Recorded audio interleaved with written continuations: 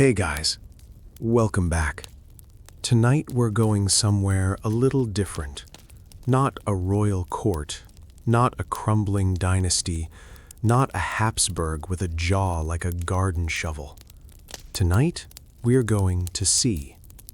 So go ahead and dim those lights down low. Maybe pull your blanket up a little. If there's a fan running somewhere in your room, let it hum. Get comfortable. Get settled, and let's travel back together about 300 years to when the ocean was both highway and graveyard. Tonight, we begin with one of the most brutal ironies in all of human history. Picture yourself stranded at sea, water stretching endlessly in all directions, more liquid than you could drink in 10 lifetimes. Your throat feels like sandpaper. Your lips are cracked. The sun is beating down without mercy. And here's the twist that killed thousands of sailors across the centuries. If you drink just 1 cup of that ocean water surrounding you, you will die faster than if you had drunk nothing at all. Tonight we're looking at how pirates, rough, unschooled, sun-scorched men of the sea, accidentally became water scientists, how they invented techniques born from pure desperation that we still use today, how men who couldn't read or write or explain a single thing about chemistry or microbiology stumbled their way into some of the most important survival discoveries in maritime history. And they did it because the alternative was dying slowly while surrounded by the largest body of water on Earth. Which, honestly, if you're going to be motivated to solve a problem, that's a pretty good reason to get started. So let's go all the way back to the golden age of piracy, somewhere between 1650 and 1730. When the ocean was the whole world and water was everything. Let me start with something that sounds completely backwards. Drinking seawater when you're dying of thirst will kill you faster than drinking nothing at all. I know, it sounds insane. You're floating in the middle of the Atlantic, surrounded by billions of gallons of water, and the one thing you absolutely cannot do is drink any of it. It's like starving to death inside a locked grocery store, or freezing to death surrounded by wood you can't burn. Here's what actually happens inside your body, and I'll keep this calm and slow, because we're not going for horror here, we're just going for the facts. Seawater contains about 35 grams of salt per liter. That's roughly 3 times more than your kidneys can handle. According to research from the National Institutes of Health, when you drink seawater, your kidneys essentially panic. They try desperately to flush all that excess salt out of your system. But to do that, they have to pull water from your cells, your organs, your blood. So you end up more dehydrated than you were before you drank. You've made everything worse. It's like trying to put out a fire by pouring gasoline on it. Logical in theory, catastrophic in practice. And the horror doesn't stop there. Within a few hours, your body shuts down in stages. Violent stomach cramps come first. Then severe diarrhea, which dehydrates you even faster. Your heart starts racing. Your blood pressure spikes. And then, and this is the part that terrified sailors most, your mind starts to go. Historical accounts from shipwreck survivors describe hallucinations that are genuinely haunting to read. Men reported seeing freshwater springs bubbling up from the wooden deck. They swore they saw rain clouds that weren't there. Some men saw their mothers standing at the ship's rail, holding out cups of cool, clear water, only to blink and find themselves still surrounded by that mocking, endless ocean. The medical term is hypernatremia, dangerously high sodium levels in the blood. But to a pirate in 1715, it was simply called the madness, and they feared it the way they feared nothing else. Now put yourself in those worn leather boots for a moment. You're a sailor, somewhere in the golden age of piracy. You don't know about sodium. You don't know about kidney function or cellular dehydration. You just know that strong men who survived sword fights and hurricanes and months of miserable weather, are dying in the most horrible way imaginable, shriveling up like dried fruit while floating on an ocean of water. Can you imagine how terrifying that must have been? The historical records paint a picture that's hard to shake. In 1593, Captain Richard Hawkins, an English privateer, wrote about boarding a Spanish ship found drifting near South America. His crew expected a fight, maybe a ghost ship, maybe abandoned cargo. Instead, they found something that haunted them for years. The entire crew was dead. Not from battle, not from disease, from thirst. Hawkins described empty water barrels scattered across the deck, and beside them cups with dried salt residue, the telltale sign that desperate men had turned to seawater in their final hours. In his journal he wrote, and I'm quoting here, "The sight did strike such terror into our hearts that many of my men refused to sleep that night, fearing the same fate might befall us." And here's what really gives that story weight. This wasn't rare. Maritime historian Marcus Rediker documented in his book Between the Devil and the Deep Blue Sea that during the golden age of piracy, dehydration killed more sailors than combat, disease, and storms combined. Let that settle for a moment. More pirates died from thirst than from cannonballs, more than from cutlass wounds, more than from scurvy or shipwrecks. The greatest killer on the ocean wasn't an enemy wearing a uniform. It was the ocean itself. Think about the math for a moment, because the math here is genuinely sobering. A healthy adult needs roughly half a gallon to a full gallon of fresh water every day just to survive under normal conditions. But on a ship in the Caribbean heat, working the sails, hauling cargo, manning the guns, you'd need closer to 2 gallons per person per day just to stay functional. Not comfortable, functional. A typical pirate crew numbered anywhere from 30 to 100 men.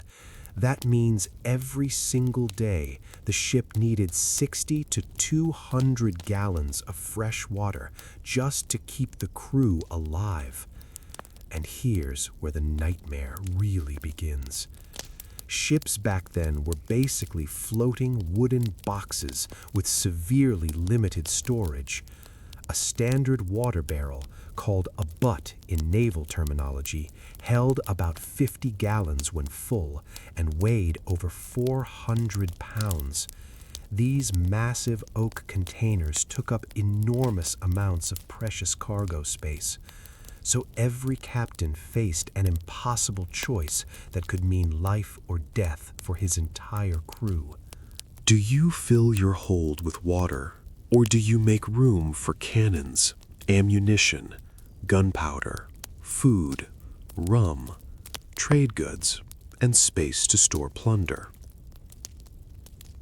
According to naval logs from the period, extensively documented by historian David Cordingley, Most captains gambled on carrying just enough water for their planned voyage, plus maybe a week of emergency supply. They bet everything on reaching land, or capturing another vessel, or finding rain before their barrels ran dry. It was Russian roulette with nature. And nature, well, she doesn't care about your plans. The Caribbean might seem like this tropical paradise full of frequent rainstorms, but there are dry seasons that stretch for weeks. And then there's something sailors called the doldrums, areas near the equator where the wind just stops. Your ship sits there, completely motionless on water so still it looks like glass, while the sun beats down day after day after day. Imagine that psychological torture. Every morning you wake up, you get your ration, maybe half a cup if supplies are running low, and you look out at this endless blue ocean, knowing there's more water in sight than you could drink in 100 lifetimes, and not one single drop that won't kill you. The desperation bred darkness. Ship captains had to post armed guards at the water barrels 24 hours a day because crew members would sneak drinks at night. And the punishments for stealing water were brutal. Flogging, being locked in irons in the blazing sun. Some captains even marooned water thieves on deserted islands. Because here's what every captain understood in his bones. Stealing water wasn't just theft, it was attempted murder of the entire crew. One man drinking an extra cup today meant another man might die 3 days from now when the rations finally ran out. And despite the warnings, despite watching crewmates die, some men would still try drinking seawater anyway. Driven half mad by thirst, they'd sneak to the side of the ship at night and gulp it down, hoping somehow that this time it would be different. It never was. Edward Barlow, a 17th century sailor whose detailed journal is preserved in the National Maritime Museum, wrote about watching a crew member drink seawater during a water shortage. The description is genuinely haunting. He described how the man's face turned gray within hours, how he couldn't stop vomiting, how his mind completely broke and started having full conversations with people who had been dead for years. It was a most pitiful and horrible sight, Barlow wrote, to see a strong man reduced to such a wretched state by his own desperation. Stories like these spread through every pirate port: Tortuga, Port Royal, Nassau, Havana. These weren't campfire ghost stories meant to entertain. They were warnings, passed down from grizzled seamen who had seen the horror firsthand. Never drink the seawater, no matter how bad the thirst gets. Better to die with your mind intact. But here's what I find genuinely fascinating about human nature. When faced with certain death, we don't just lie down and accept it. We fight. We get creative. We do things that seem completely insane until they somehow work. And pirates, for all their reputation as lawless, uneducated rogues, were some of the most innovative people on the seven seas. Not because innovation was their hobby, but innovation was survival. Fresh water became worth more than gold, literally. Pirates would guard their water barrels with more intensity than they'd guard a chest full of Spanish doubloons. Because what good is gold if you're dead? What's the point of treasure if you're too dehydrated to spend it? Water was the ultimate currency. Water meant life, and life meant everything else became possible. There's a famous quote attributed to Blackbeard that captures this perfectly. Captain Charles Johnson recorded it in his 1724 book, A General History of the Pirates. Blackbeard, the man who literally tied smoking fuses into his own beard to terrify his enemies, reportedly told his crew, "A wise man fears three things: the storm, the noose, and an empty water barrel. The first two might kill you quick, the last one kills you slow, and that's a death I wouldn't wish on my worst enemy." Coming from a man famous for cruelty, that tells you everything. So if drinking seawater was certain death, and if water was more precious than any treasure in the hold, how did pirates survive months at sea? How did they manage those long voyages across the Atlantic or through the Caribbean without their entire crew dropping dead of thirst? Well, that's where this story gets remarkable, because pirates weren't just fighters and thieves.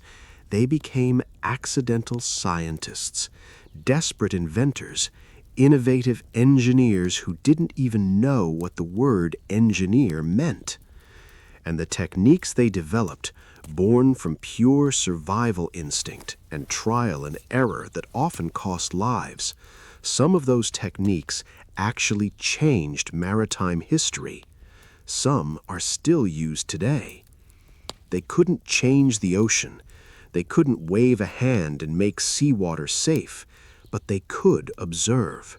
They could experiment. They could learn. And they did. In just a moment, we're going to discover the first technique pirates mastered, and it required them to become hunters of something most people run away from. They learned to capture water from the sky itself, turning violent storms from threats into salvation. The systems they built were so sophisticated that modern engineers would be impressed. These weren't simple buckets set out in the rain. We're talking about elaborate rigging systems, specialized cleaning techniques, and innovations that separated the amateur sailors from the true masters of the sea. Stay with me, because what comes next might just change how you think about these so-called simple pirates forever. The thing about pirates that most people get completely wrong is what they actually feared most. Hollywood has us believing they were terrified of the Royal Navy, of walking the plank, of being hanged at the gallows. And sure, those were genuine threats. But ask any captain who survived long enough to go gray, and they'd tell you the same thing. Their greatest enemy wasn't wearing a British uniform. It was invisible, silent, absolutely merciless. It was thirst. Let me paint you a picture of what this really looked like in practice. It's 1718, somewhere in the Caribbean Sea. You're on a pirate vessel, maybe a captured merchant ship, about 80 feet long with a crew of 50 men. Your captain made what seemed like a smart decision back in port. Load up on guns and ammunition because there's a fat Spanish galleon rumored to be heading north from Cartagena loaded with silver. To make room for those extra cannons, he decided to carry just 30 days' worth of water instead of the usual 45. Seemed reasonable at the time. Except now you're 5 weeks out. The wind has died completely. You've been sitting in the same patch of ocean for 8 days, and the water ran out 3 days ago. Here's where the mathematics of survival become brutal. According to research from the Smithsonian's National Museum of American History, a working sailor in tropical heat loses approximately 2 to 3 liters of water per day through sweat alone. That's before accounting for normal bodily functions. Naval surgeon James Lind, the same doctor who later figured out that citrus prevents scurvy, kept detailed records in the 1750s and noted that sailors in Caribbean heat needed a minimum of 3 quarts of water per day to maintain basic health. Anything less and physical deterioration began within 48 hours. Now, multiply that by 50 men. You're looking at about 150 liters, roughly 40 gallons of water needed every single day just to keep your crew functional, not thriving, functional enough to work the ship. According to naval logs documented by historian David Cordingley, the average pirate ship carried between 15 and 30 water barrels. Let's be generous and say 30 barrels at 50 gallons each. That's 1,500 gallons total. Sounds like a lot, but with a crew of 50 men, each needing 2 gallons per day, that's only 15 days of supply. 15 days. That's it. And that's assuming the water stays fresh, which, spoiler alert, it absolutely did not.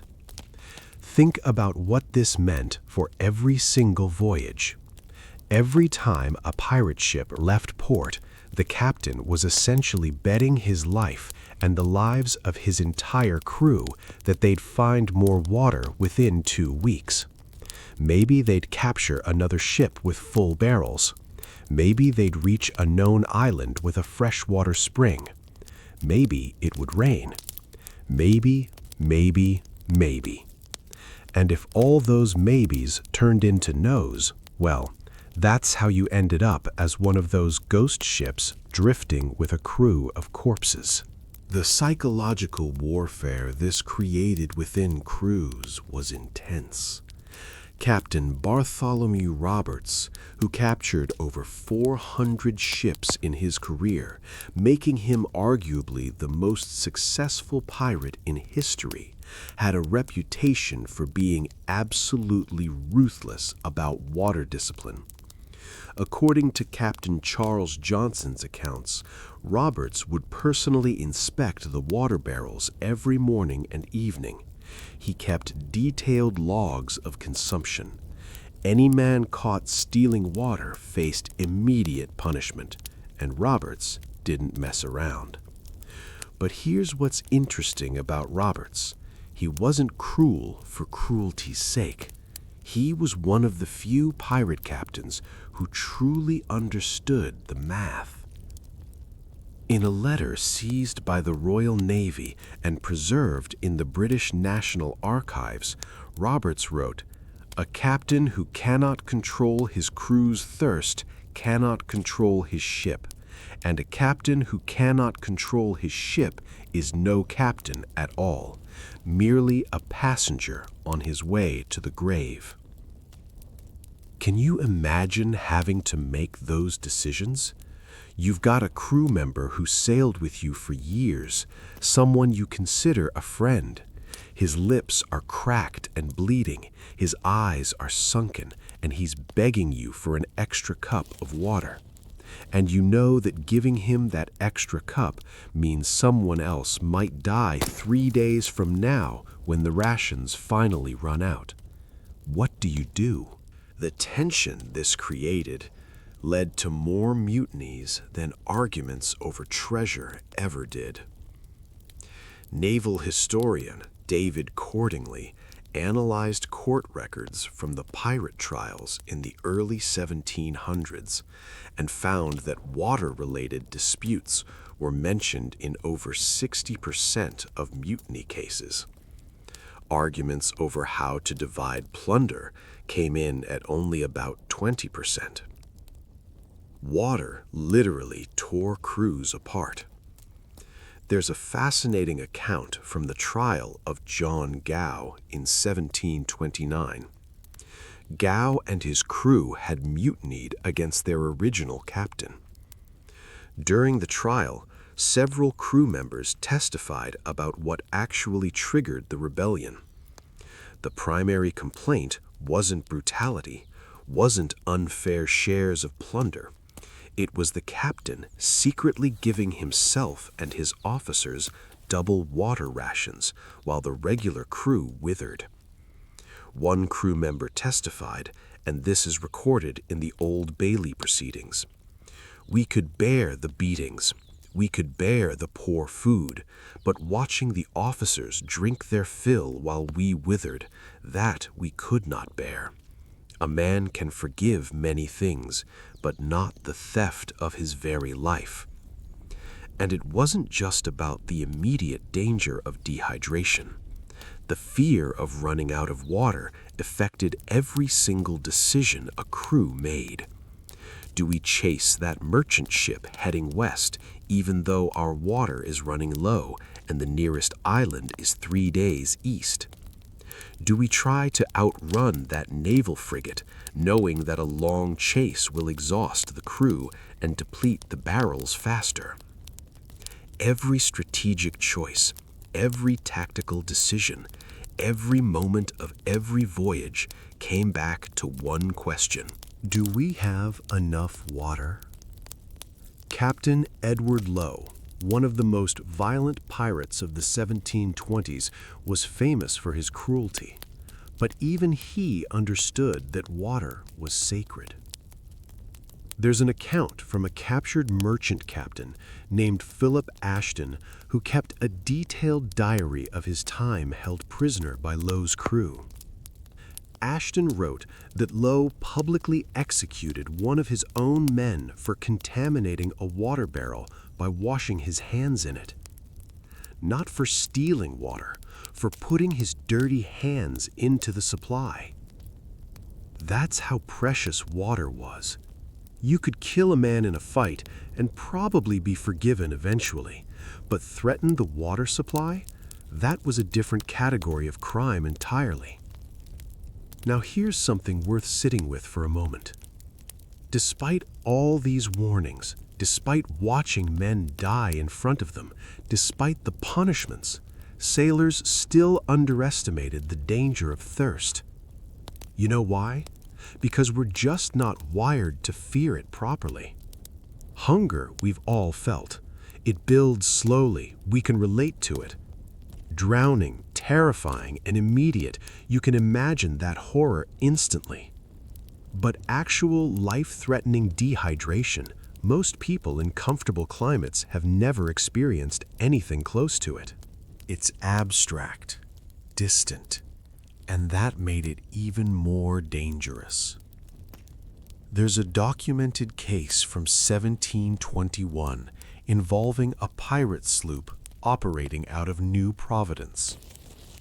The crew had captured a merchant vessel carrying hundreds of barrels of wine, but relatively little fresh water. The pirates, excited about the wine, actually dumped some of their fresh water to make room for more wine barrels. The captain warned them explicitly. "This is suicide," he said. The crew voted him down. Pirates were surprisingly democratic that way. 6 weeks later, that same crew was found dead, every single one of them. They had wine, they had food, but they had run out of water. And drinking wine when you're already dehydrated only accelerates the problem, because alcohol is a diuretic. So here's the question that drives this entire story. If the ocean is undrinkable, if the water barrels go rotten within days, if rain is unreliable, And thirst is the deadliest thing on the sea. How did any of them survive? The answer is that they got creative in ways nobody expected. And that creativity, born entirely from desperation and a very strong preference for not dying, gave the world some genuinely remarkable innovations. Water became the obsession. Every pirate crew that survived long enough to become legendary, they all had one thing in common. They had figured out how to manage water better than anyone else. Not because they were educated, not because they had access to science or technology or formal training, because they had no other choice. In a moment, we're going to look at the first major technique these desperate men developed, the one that started with burning the inside of their own barrels, which sounds on the surface like the worst idea anyone has ever had, and turned out to be accidental genius. Stay with me. Keep those lights dim. We're only just getting started. So we left off with pirates staring down the most frustrating problem imaginable.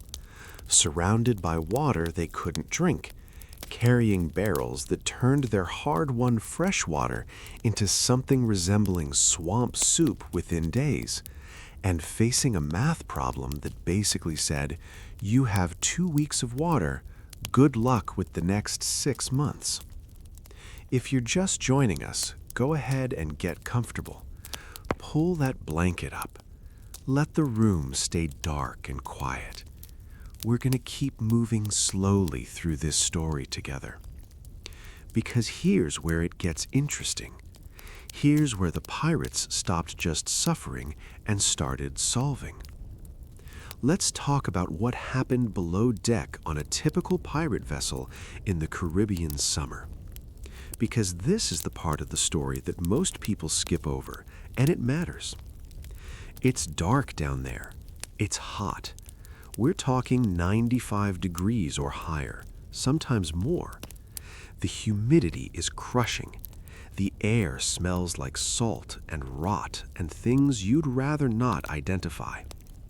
And stacked throughout the hold are these massive oak barrels, each one holding 50 gallons of what used to be fresh water. I say used to be because something horrifying is happening inside those barrels. Something pirates didn't understand but could definitely smell and taste and eventually, desperately, drink anyway. The barrels themselves were the first problem. These weren't some modern sterile containers. According to maritime archaeologist Dr. Claire Jowett's research on 17th century ships, most water barrels were repurposed from previous uses. That barrel holding your drinking water? Last month, it might have held salted pork. Before that, maybe rum. Before that, possibly wine or fish oil, or any number of substances that left their mark permanently in the wood. Because wood is porous, it's like a sponge that never completely forgets what it's held. The flavors, the residues, the biological material from previous contents, all of it soaked into the grain of the oak and stayed there. So imagine you're a pirate. You get your daily water ration.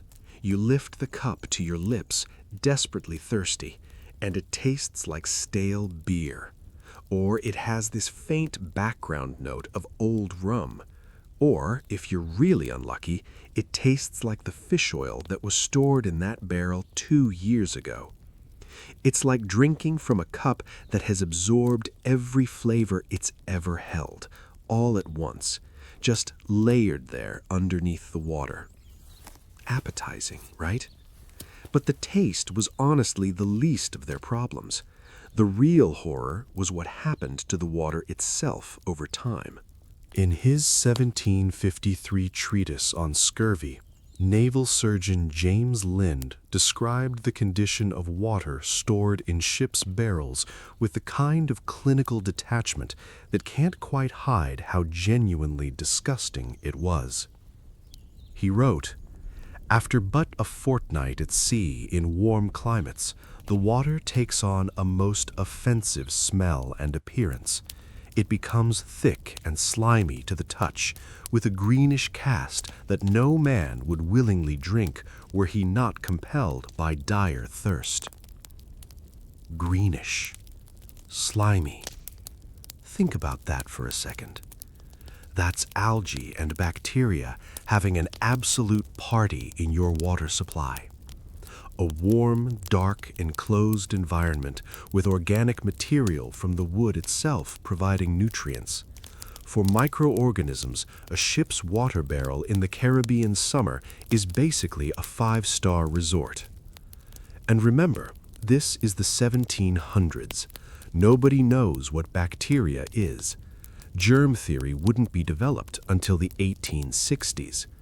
Antony van Leeuwenhoek had seen microscopic creatures through his lens back in the 1670s, but the connection between those tiny things and human illness was still nearly 2 centuries away from being understood. Pirates just knew that their water went bad, turned disgusting, and made people sick. They had no idea why, and not knowing why made it impossible to properly prevent. The science behind what was actually happening is fascinating in a quietly horrifying sort of way. When water sits in a wooden barrel in warm temperatures, it becomes the perfect breeding ground for microorganisms. According to modern microbiological studies of historical water storage methods, bacteria populations in stored water can double every 20 minutes under ideal conditions. That means in just 12 hours, a single bacterium can multiply into billions. Billions. In your drinking water. In the dark. In tropical heat. In a barrel that previously held fish. But it gets worse. The wood itself was slowly decomposing. Oak barrels, even well-made ones, would start to rot from the inside out when constantly exposed to water. Pieces of degraded wood would flake off into the supply. Fungi would grow in the cracks and seams. The pitch and tar used to seal the barrels would slowly leach into the water, adding their own special flavors and potentially toxic compounds. There's a heartbreaking account from a captured merchant captain named William Snelgrave, who was held prisoner by pirates in 1719. In his memoir, A New Account of Some Parts of Guinea and the Slave Trade, Snelgrave described being forced to drink from the pirates' water supply. He wrote, "The water was so foul and putrid that I could scarce force it down my throat, though I was perishing with thirst. It had the appearance of thin mud and left a coating on the tongue that tasted of rot and corruption. Several of the crew were violently ill from drinking it, yet they had no choice but to continue." Now put yourself in that position for a moment. You're desperately thirsty. Your body is screaming for water, and the only water available looks like swamp water, smells like a pond but something died in, and tastes worse than it smells. But it's either drink it or die of dehydration within days. What would you choose? It's a choice between dying slowly from thirst or dying slightly less slowly from drinking contaminated water that might give you dysentery, which would dehydrate you even faster. It's like choosing between 2 different types of poison and trying to pick the slower one. The really cruel irony is that pirates would go through incredible effort to collect fresh rainwater, only to watch their hard-won supply transform into this disgusting, dangerous liquid within days. All that work, all that risk, and for what? A few days of actually drinkable water before the rot set in? And here's something that really demonstrates how serious this problem was. According to records from the British National Archives, Captured pirate ships were often identifiable by smell alone before you even got close enough to see their flag. The combination of rotting water barrels, spoiled provisions, and general shipboard filth created a stench that Royal Navy sailors said you could detect from a quarter-mile away downwind. One naval officer wrote in 1724, "The pirate ship reeks of death and decay. The water barrels especially give off such a foul miasma that boarding parties must cover their faces with cloth soaked in vinegar." Beyond the disgusting factor, bad water killed. It killed in multiple ways. Sometimes the contamination caused severe gastrointestinal illness, dysentery, cholera, typhoid. According to research by medical historian Dr. Margaret Humphreys, waterborne diseases were responsible for approximately 30 to 40% of all deaths on ships during this period. Almost half of all shipboard deaths came from something in the water. Other times, the water was so foul that men simply couldn't force themselves to drink enough, even knowing they needed to. They would die of dehydration while surrounded by barrels of liquid because their bodies rejected what was in those barrels. Captain George Shelvocke, a British privateer, documented this phenomenon in his 1726 voyage account. He described watching sailors who would rather suffer extreme thirst than drink the putrid barrel water, leading to a state he called self-imposed death by abstinence. Have you ever had water so bad you genuinely couldn't drink it? Maybe from a rusty pipe or water left too long in a hot car. Now imagine that multiplied by 100 and no alternative. No tap to turn on, no store to walk to. That was reality.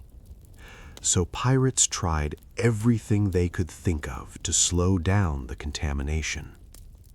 Some crews would add sand to the bottom of barrels, hoping it would filter out impurities. It didn't really work. The sand just became part of the sludge sitting at the bottom, adding grit to the experience without meaningfully cleaning anything. Other crews tried rotating their water between barrels constantly, moving it every few days, thinking the act of transferring would somehow keep it fresher. All that really accomplished was exhausting the crew and potentially contaminating clean water with residue from dirty barrels. Some pirates tried adding various substances directly to the water. According to Samuel Kelly, an 18th century sailor whose memoir was published in 1925, sailors would sometimes add small amounts of gunpowder to water barrels, believing the sulfur would prevent spoiling. Did it work? Marginally, maybe. But it also meant drinking water that tasted like gunpowder, which is exactly as unpleasant as it sounds. Others tried adding salt. Not seawater amounts, just a little, thinking it might preserve water the way it preserved meat. The problem with that theory is obvious in retrospect. You're already struggling to stay hydrated in tropical heat. Adding any salt makes dehydration worse. It's like trying to cure a headache by hitting yourself with a slightly smaller hammer. Some inventive crews tried herbs and plants collected from islands, mint leaves when they could find them, strange berries, bark from trees that local populations claimed had purifying properties.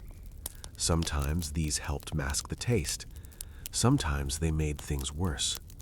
And occasionally, they were actually toxic and introduced entirely new and exciting ways to feel terrible. Trial and error, except every error could kill you.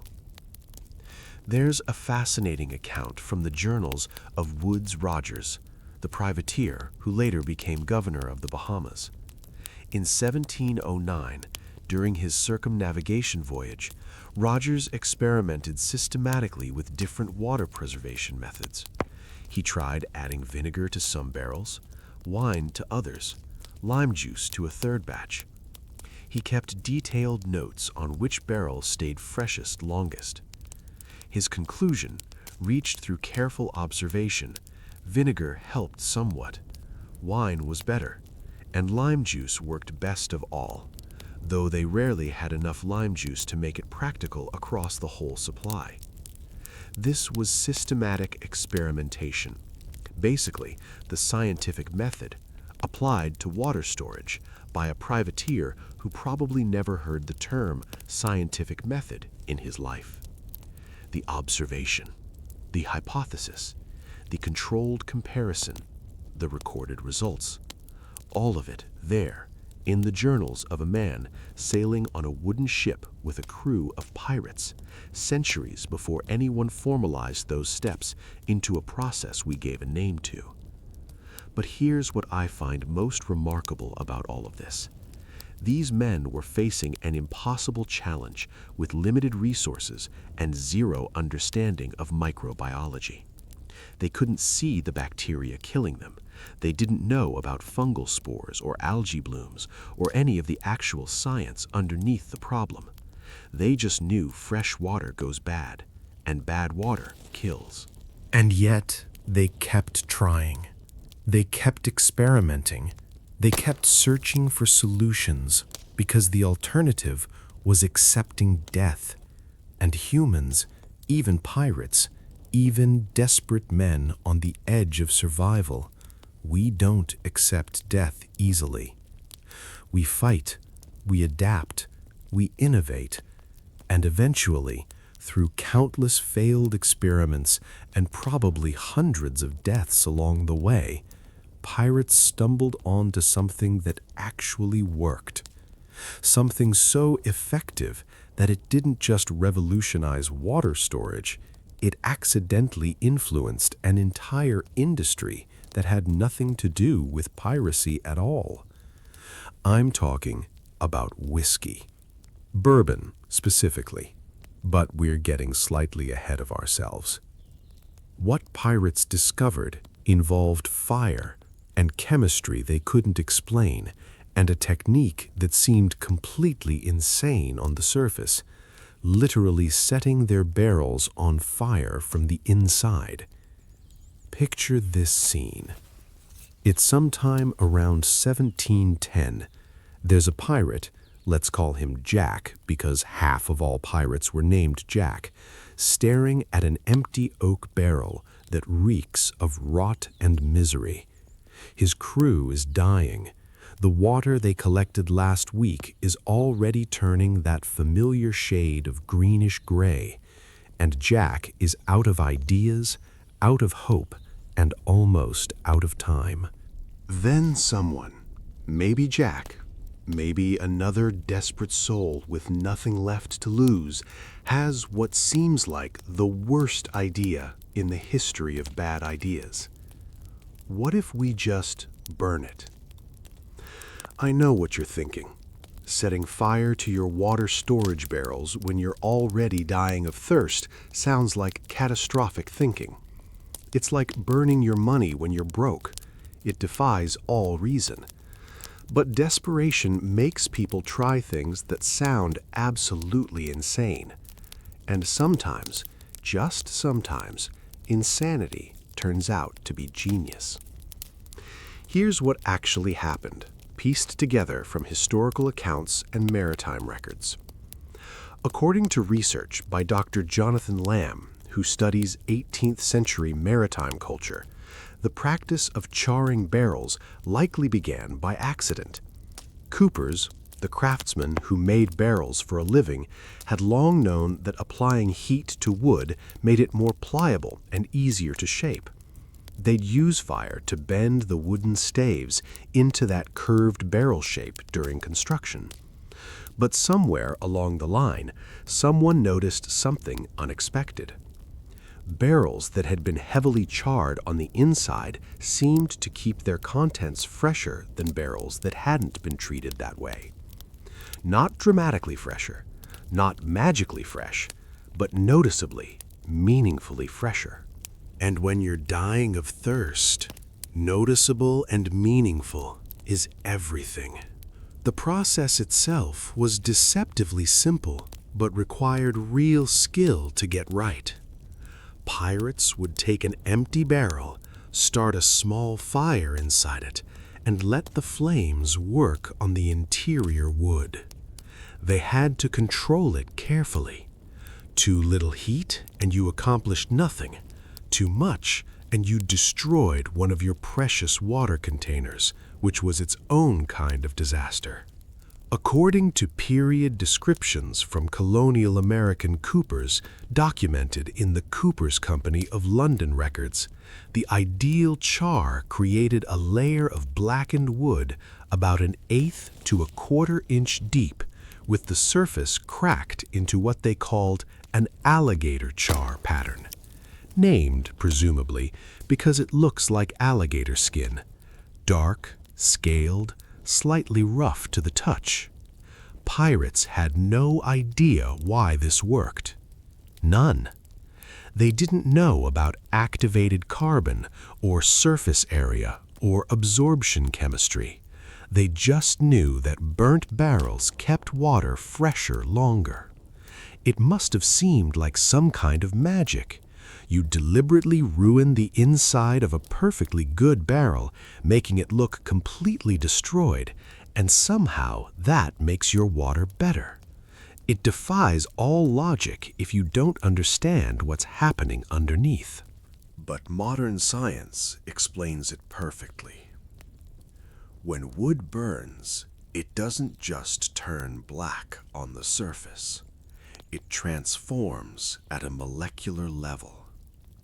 The intense heat drives out moisture and volatile compounds, creating millions of tiny pores in the charred surface. According to research published in the Journal of Agricultural and Food Chemistry, activated charcoal has a surface area of approximately 1,000 to 3,000 square meters per gram. Per gram. That's extraordinary. A single teaspoon of activated charcoal has more surface area than a football field. These microscopic pores act like tiny traps for contaminants, bacteria, organic compounds, the particles that make water taste foul. They get caught in those pores through a process called adsorption. The charcoal is essentially a molecular sponge, grabbing onto the bad stuff and holding it in place. The charred wood also creates a slightly alkaline environment that's less hospitable to certain types of bacteria. And as a bonus, the char layer creates a physical barrier between the water and the living wood underneath, preventing the wood itself from decomposing into the water as quickly. Pirates noticed the difference immediately. Water stored in charred barrels stayed clear longer. The green, slimy coating took weeks to develop instead of days. The foul smell was reduced, sometimes eliminated entirely. And most importantly, the water didn't make people as sick. Ships that charred barrels reported fewer cases of the violent stomach illnesses that plagued other vessels. There's a wonderful account from a merchant sailor named Edward Coxerer, whose memoir describes his experiences sailing in the 1650s and 1660s. Coxerer served on various vessels, including some that were attacked by pirates, and he noted the difference in water quality between the ships. He wrote, "The rogues and pirates, for all their wickedness, kept better water than many honest merchants. Their barrels bore a burnt appearance inside, which they claimed preserved the water sweet. I thought it superstition until I tasted it myself and found it true." Think about what that means. Honest merchant sailors with formal training were losing men to bad water. Meanwhile, Uneducated pirates were accidentally inventing water filtration technology through pure trial and error. The establishment, the educated men with credentials and official positions, were being outpaced by criminals who just really didn't want to die. It's humbling, honestly. The technique spread through the pirate fleets faster than news of buried treasure. Ships would meet at pirate havens like Nassau or Tortuga, and captains would share survival techniques the way we share useful information today. Have you tried charring your barrels yet? Changed everything for us. Lost 3 men to bad water last year. This year, not 1. Word of mouth was the only distribution network that mattered in pirate society. And effective water preservation was the kind of information that people shared freely because sharing it could save their own lives too. If your allied crew was healthier, they were better fighters. Better fighters meant better odds for everyone. But the really wild part of the story is what happened next, historically speaking. The charring technique didn't stay with pirates. When British and American distillers started aging whiskey and bourbon in oak barrels in the late 1700s and early 1800s, they adopted the charring practice. According to bourbon historian Michael Veitch, author of Kentucky Bourbon Whiskey, An American Heritage, the use of charred barrels for aging spirits likely came directly from maritime water storage traditions. Today, by law, bourbon must be aged in new charred oak barrels. That char level, distilleries typically use what's called a number 3 or number 4 char, does for whiskey exactly what it did for pirate water. It filters out impurities, adds complex flavor compounds, and transforms the liquid inside. Every sip of bourbon you've ever had is connected, at least in part, to desperate pirates who accidentally discovered activated carbon filtration while trying not to die of thirst. How's that for a legacy? Can you imagine being the first pirate to suggest this to his captain? Hey, I know we're dying, and water is literally the most precious thing on this ship, but hear me out. What if we set our barrels on fire? You'd probably be thrown overboard just for suggesting it, or at minimum given a very long and uncomfortable look. But someone was brave enough, or desperate enough, to try, and it worked.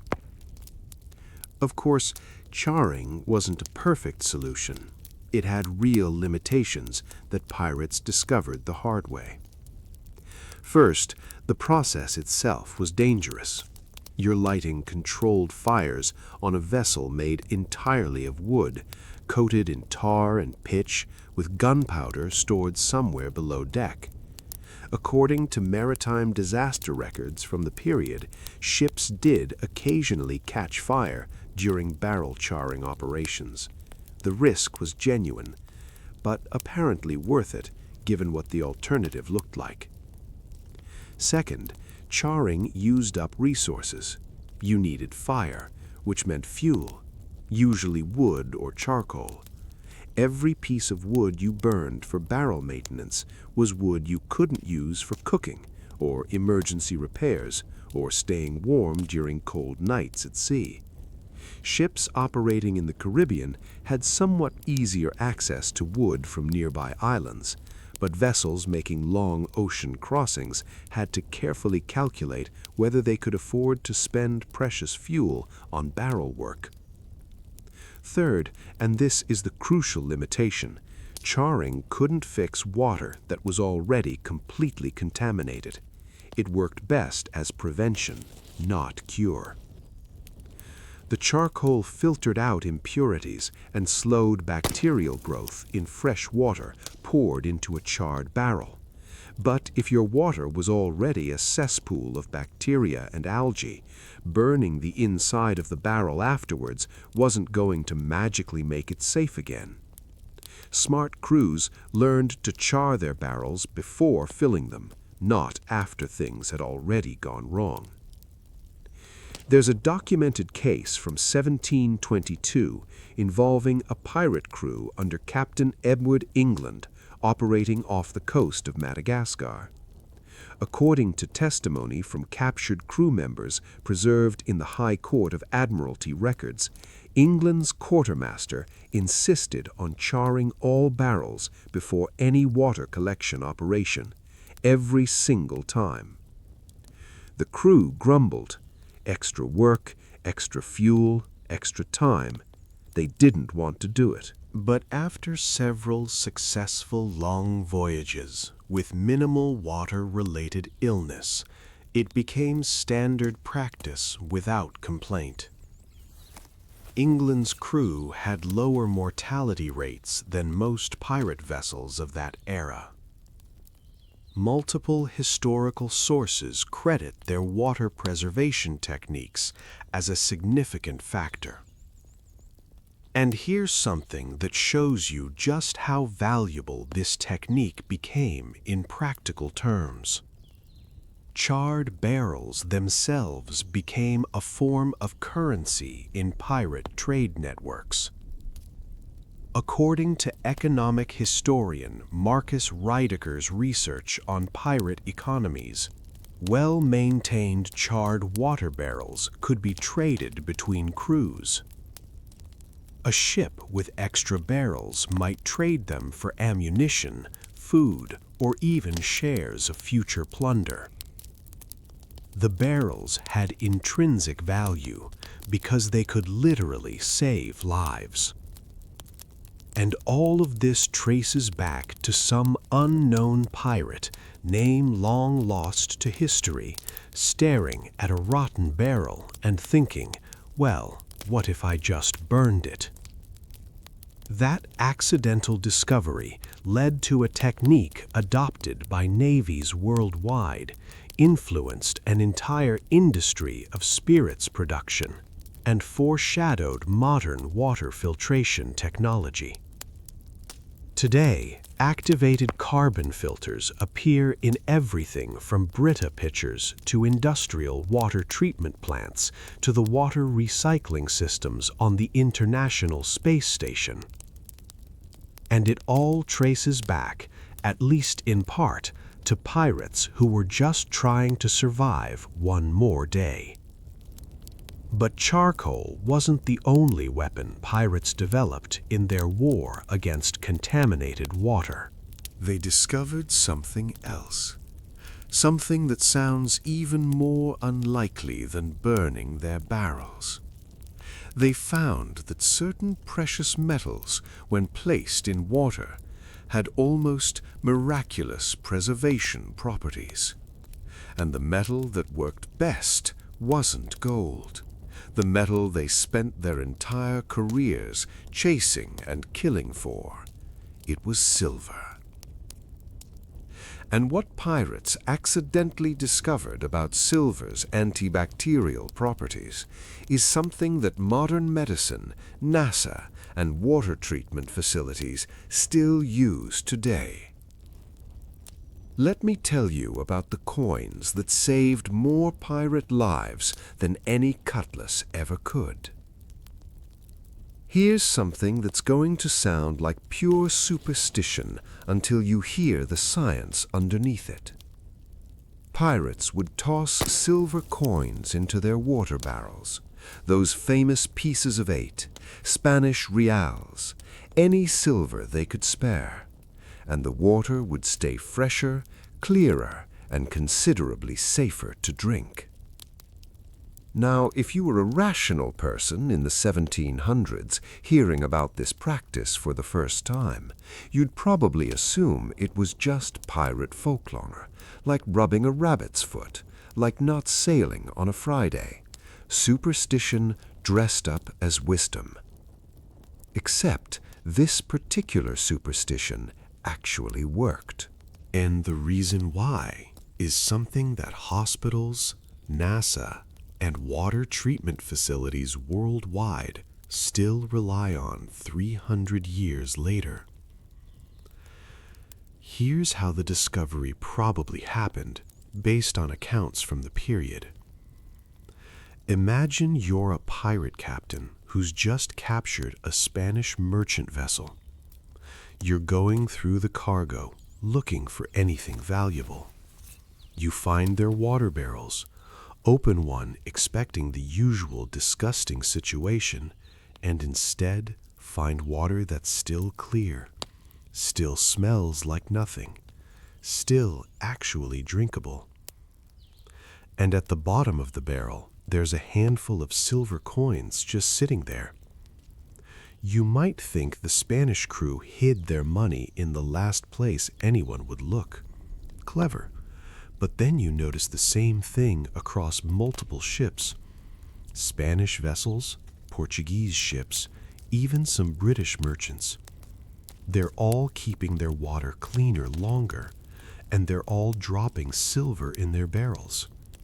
So pirates started doing the same thing. It worked. They had absolutely no idea why, but it worked. The actual science behind this is genuinely remarkable.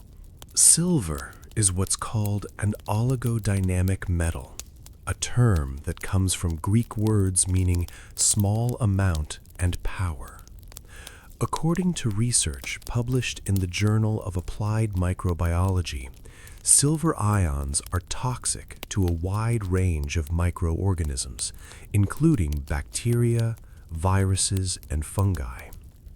When silver is placed in water, it slowly releases positively charged silver ions, and these ions are absolute killers at the microscopic level. Here's how it works, and I'll keep this simple and slow because we're not trying to write a chemistry exam here. Bacteria have cell walls made of proteins and organic molecules. Silver ions bind to these cell walls and essentially punch holes in them. The bacteria's cell membrane collapses. Then the silver ions enter the cell and interfere with its DNA, preventing it from reproducing. It's like attacking bacteria on multiple fronts simultaneously, destroying their defenses, invading their structure, and preventing them from multiplying. According to microbiologist Dr. Robert Burrell's research at the University of Wisconsin, silver is effective against over 650 different disease-causing organisms. 650. Pirates didn't know any of this, of course. They couldn't see the microscopic warfare happening inside their barrels. They just knew that silver worked, and they passed this knowledge through the pirate brotherhood like treasure, which in a way it genuinely was. There's a fascinating reference to this practice in the journals of William Dampier, the pirate turned explorer who circumnavigated the globe 3 times in the late 1600s and early 1700s. Dampier was unusual for a pirate. He was literate, educated enough to keep detailed records, and his journals were later published and widely read. In his 1697 book, A New Voyage Around the World, he wrote, "The Spanish mariners have long practiced the placement of silver pieces in their water casks, claiming it preserves the water sweet and wholesome. I was skeptical of this custom until I observed it myself on several occasions. Water thus treated remained potable far longer than water stored by other means." Think about that. An educated man. Someone who understood navigation and astronomy. Someone who'd been around the world multiple times. He was initially skeptical of what seemed like a folk remedy, but the empirical evidence convinced him. He couldn't explain the mechanism, but he couldn't deny the results. The silver worked. And pirates embraced this technique enthusiastically because it solved multiple problems at once. Unlike charring barrels, which required fire and fuel and carried real risk of burning the ship down, adding silver was simple. Drop a few coins in. Done. No ongoing maintenance, no danger, no specialized knowledge required. And unlike other additives they'd tried, vinegar, wine, gunpowder, silver didn't change the taste of the water in any unpleasant way. Some sailors even claimed silver-treated water tasted cleaner, slightly more refreshing. But here's where it gets interesting from a purely human perspective. Pirates had to make a choice every time they did this.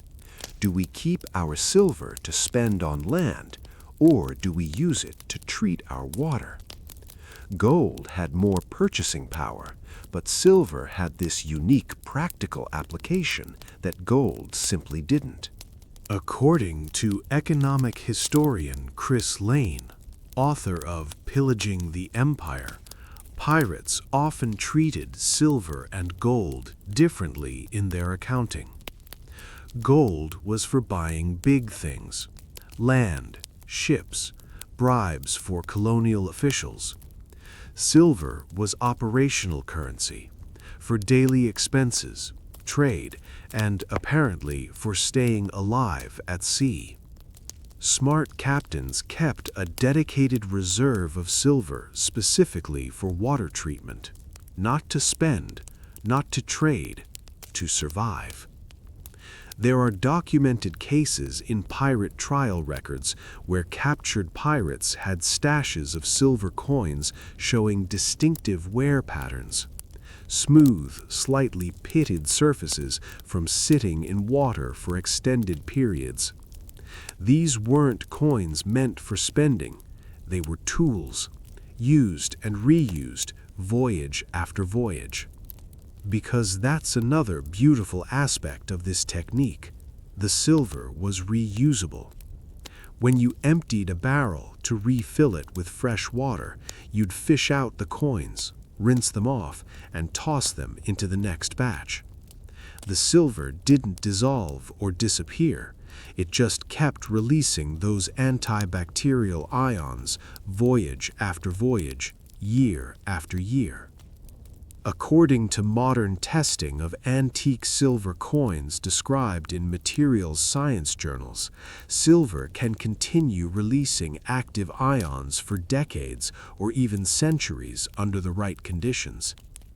There's an account from Captain Bartholomew Sharp, who sailed with Henry Morgan in the 1670s and 1680s, and whose journals are preserved in the British Library.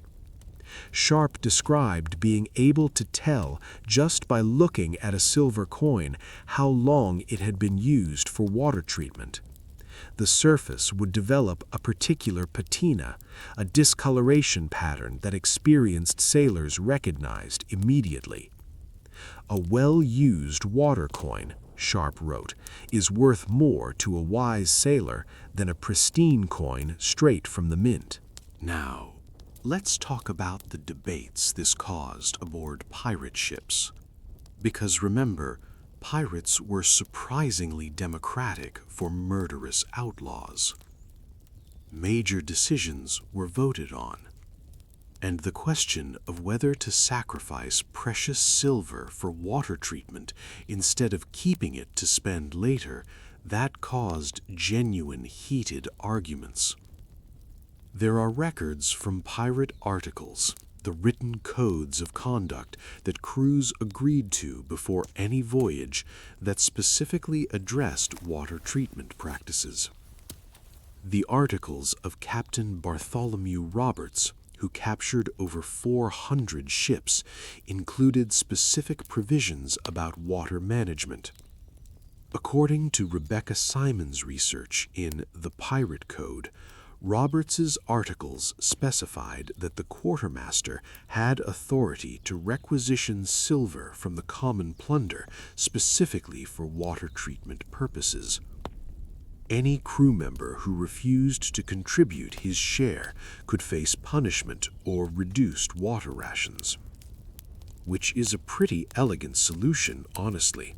You don't want to chip in for the water treatment? Fine, you don't drink the treated water. Enjoy your bacterial soup. It's harsh, but it makes complete sense from a survival standpoint. And here's something that really demonstrates the long reach of this knowledge. Pirates who understood and consistently practiced silver water treatment had measurably better survival rates.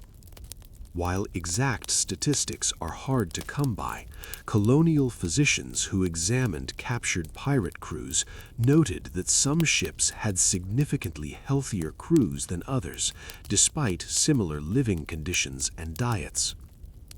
Dr. John Atkins, a Royal Navy surgeon who published The Navy Surgeon in 1742, wrote about examining captured pirates and being struck by how healthy some crews were compared to Royal Navy sailors.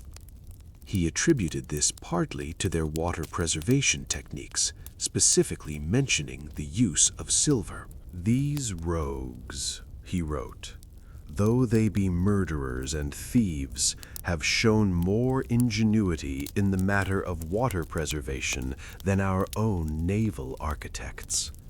I am both ashamed and impressed in equal measure." Ashamed and impressed in equal measure. That quote, I think, captures the whole story in miniature. The establishment, the educated and officially trained, learning from the criminals. The formal system catching up to what desperation had already figured out. The really remarkable part is how this ancient pirate technique connects to modern technology. Today, silver is used extensively in medical settings. According to the Centers for Disease Control and Prevention, silver-coated medical devices, catheters, wound dressings, surgical instruments are used specifically because of silver's antibacterial properties. NASA uses silver to purify water on the International Space Station. Many modern water filters incorporate silver to prevent bacterial growth between uses. Those expensive self-cleaning water bottles you see advertised, they often use silver-ion technology. Every time you see a product advertised as having ionic silver or silver-ion properties, you're looking at a direct descendant of the technique that pirates stumbled onto 3 centuries ago because they were desperately trying to not die in the middle of the ocean. They discovered nanotechnology before we had a word for it. They were using antibacterial agents before we knew what bacteria were. But let's be honest about the limitations, because silver wasn't a miracle cure.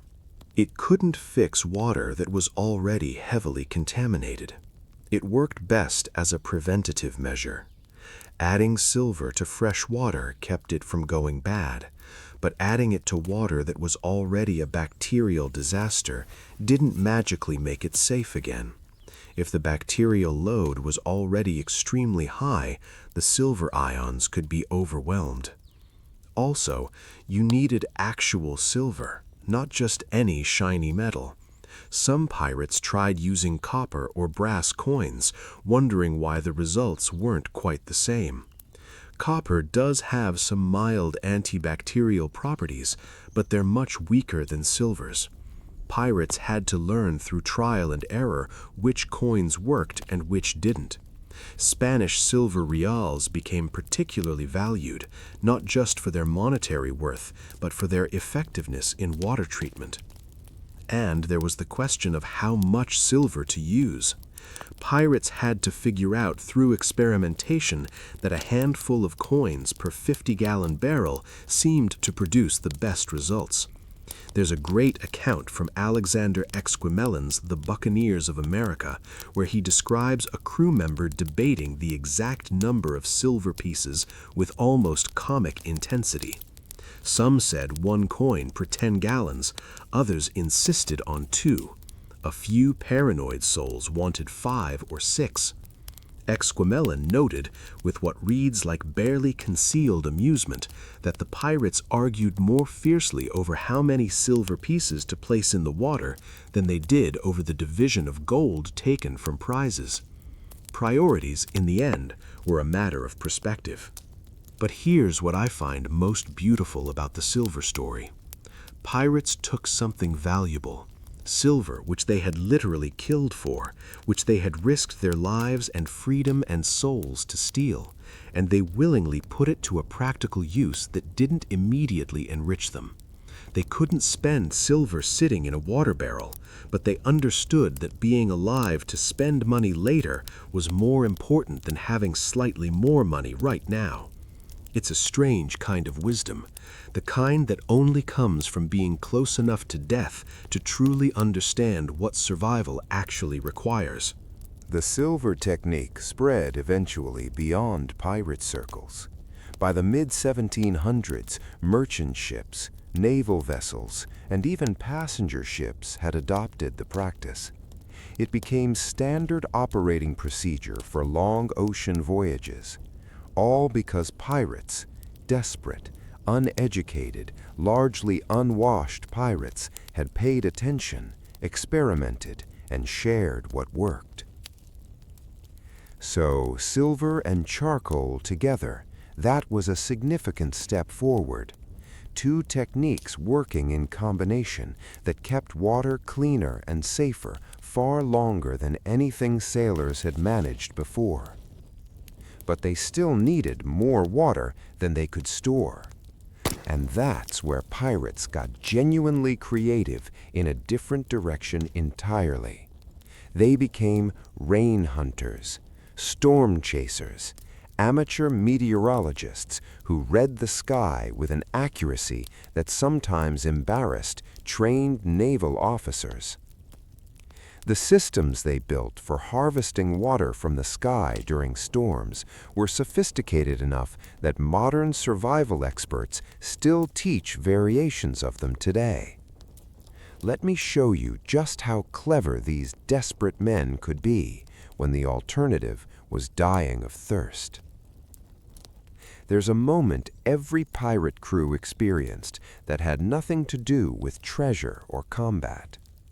You're days into a water shortage, rationing half cups per man, watching the horizon desperately for any sign of land or another ship or clouds building in the distance.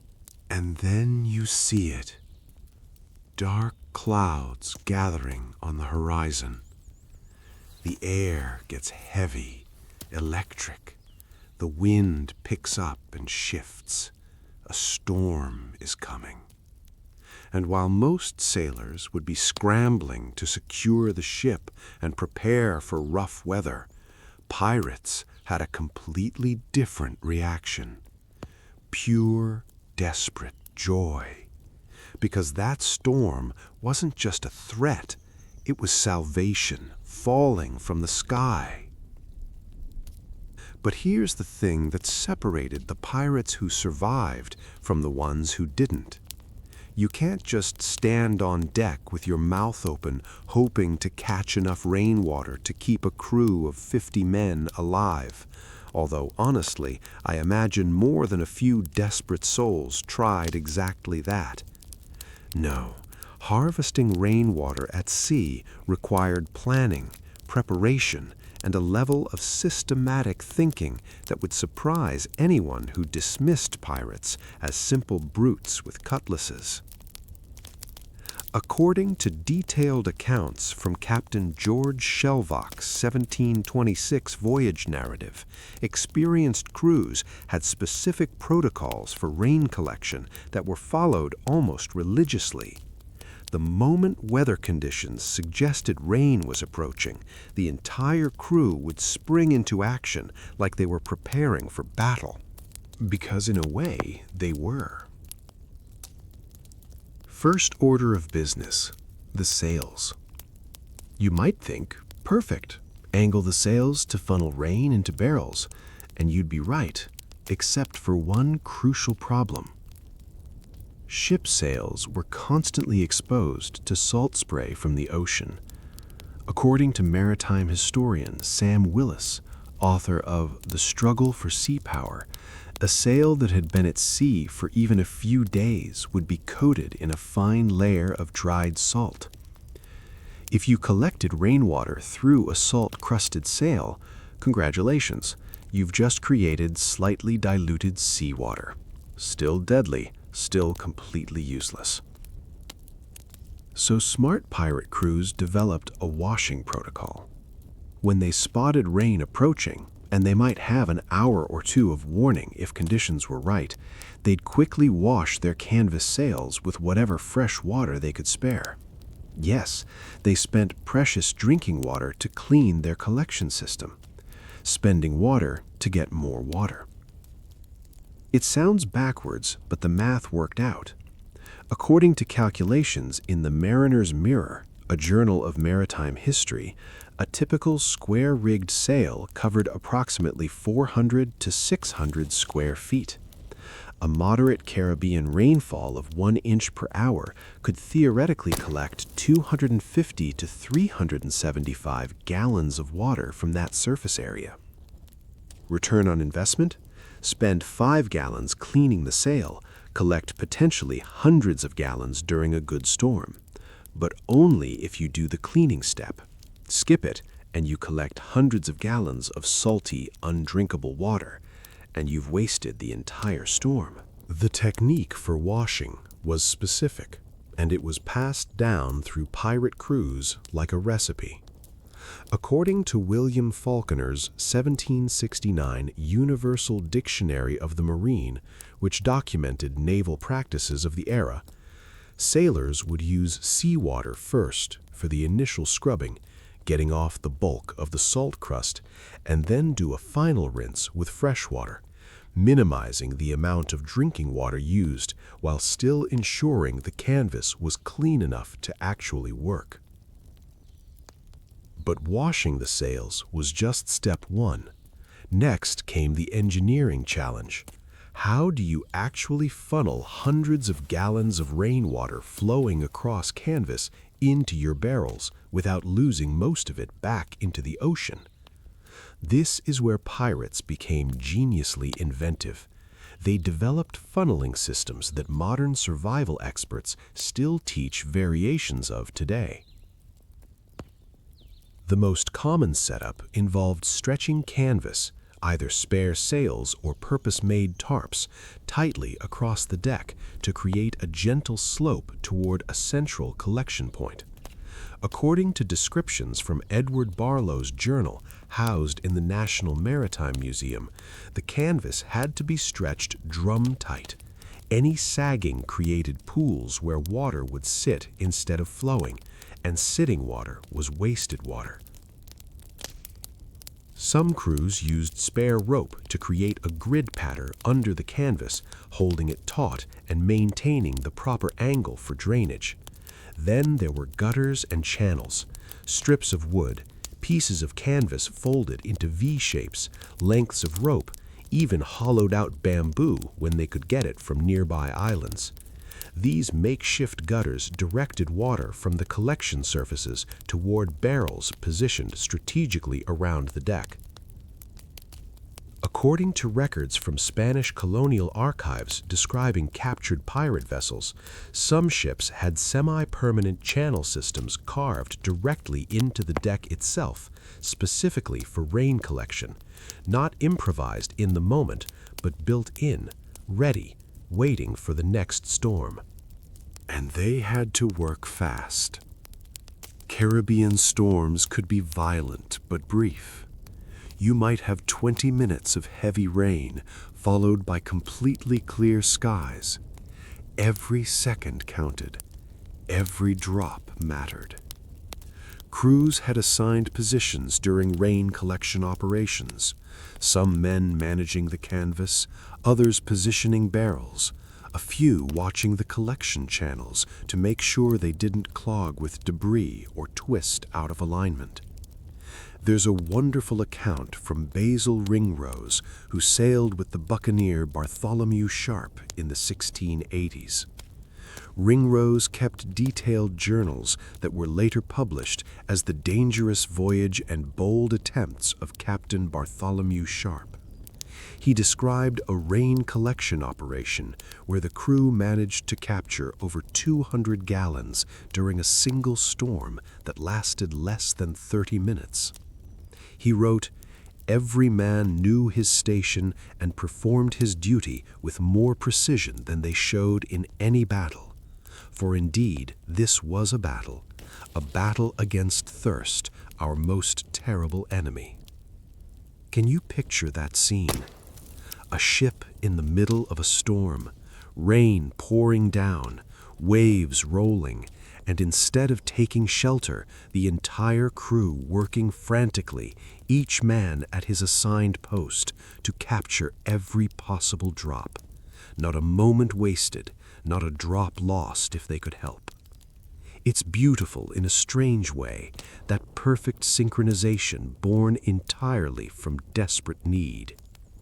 But even with perfect execution, rain collection had variables that pirates couldn't control. The first few minutes of any rain shower were useless for collection. Why?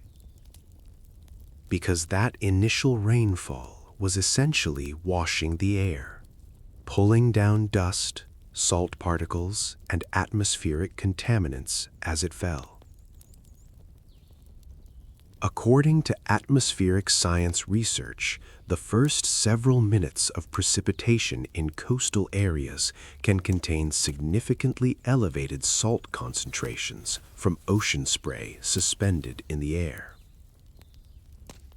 Experienced pirate crews knew to let that first flush of rain wash over and off the ship. They'd wait. As hard as it was, watching precious water falling and refusing to collect it, until the rain had cleared the air. Usually 3 to 5 minutes. Only then would they direct the flow into their barrels. It required discipline and knowledge passed down carefully from crew to crew, because a pirate who didn't know this rule and started collecting from the first drop would fill his barrels with brackish water and wonder why everyone was still dying of thirst 2 days later. Here's what really strikes me about all of this. Pirates developed these elaborate rain collection systems, these specific protocols for washing the sails and waiting out the first flush, these engineering solutions for funneling water across a moving ship in the middle of a storm. And most of them couldn't read or write. Everything was learned by doing, taught by showing, remembered through practice and repetition. It was pure experiential knowledge, built up over decades and passed from grizzled veterans to new recruits in the rigging and on the deck. And it was remarkably effective. When modern survival experts teach rainwater collection today, they're teaching techniques that are direct descendants of what pirates developed 3 centuries ago. The tarp setup, the funnel systems, the importance of washing your collection surface first, letting the initial rain pass before collecting. That's pirate technology, still in use. But even the best rain collection couldn't solve everything.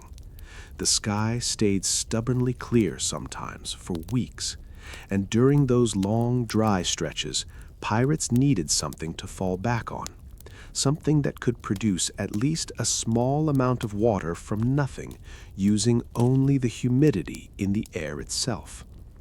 And that's where they turned to something that sounds almost laughably small. Dew. Stay with me, because this part of the story is about determination more than innovation, and there's something quietly moving about men in desperate circumstances wringing drops of condensation out of fabric before dawn, one precious cup at a time. That's where we'll pick up next. So we've covered charred barrels and silver coins and elaborate rain collection systems rigged across the deck during storms. We've talked about the math of survival, the desperate calculations that captains made every single day, and the remarkable ingenuity that came from men who had absolutely no formal training in anything except staying alive.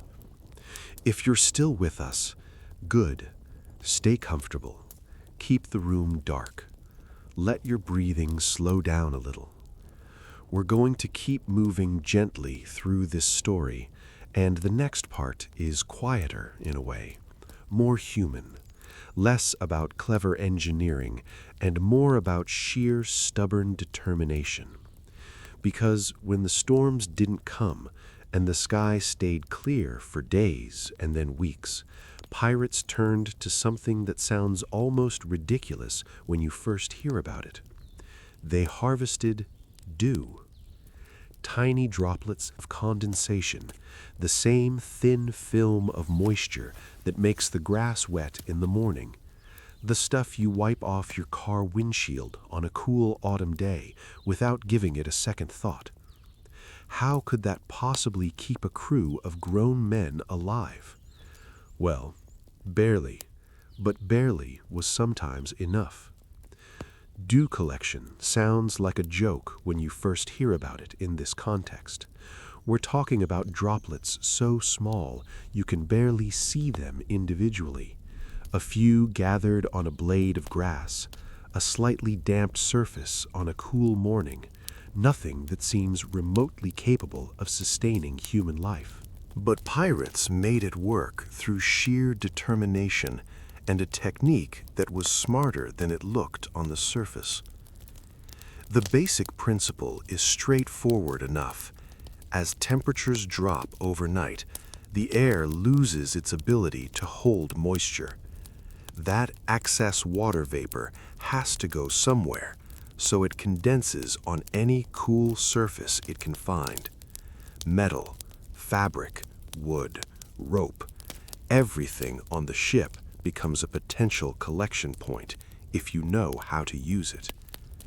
The technique itself involved laying out absorbent materials on deck before sunset. Sheep hides were ideal. Wool naturally holds moisture because of the protein structure of the fiber itself. Heavy canvas worked reasonably well. Some crews used thick clothing, spare rope, anything with enough texture and surface area to catch condensation as it formed overnight. According to atmospheric scientist Dr. Daniel Bason's research on dew water collection, published in the Journal of Hydrology, optimal dew formation requires a few specific conditions working together. High relative humidity, ideally above 70%, clear skies that allow heat to radiate away from the surface overnight, and a temperature drop of at least 10 to 15 degrees Fahrenheit between daytime and nighttime. The Caribbean, during dry seasons when rain wasn't falling, actually offered decent conditions for this. Humidity was rarely an issue when you're surrounded by ocean. Clear nights were common during the dry season, precisely when you needed alternative water sources most. And the temperature differential, while not dramatic, was usually just enough. Daytime temperatures in the mid-80s Fahrenheit, nights cooling to the low 70s, a 15-degree swing, just barely enough to pull moisture out of the air and onto whatever surfaces had been laid out to receive it. But here's the brutal reality of the yield.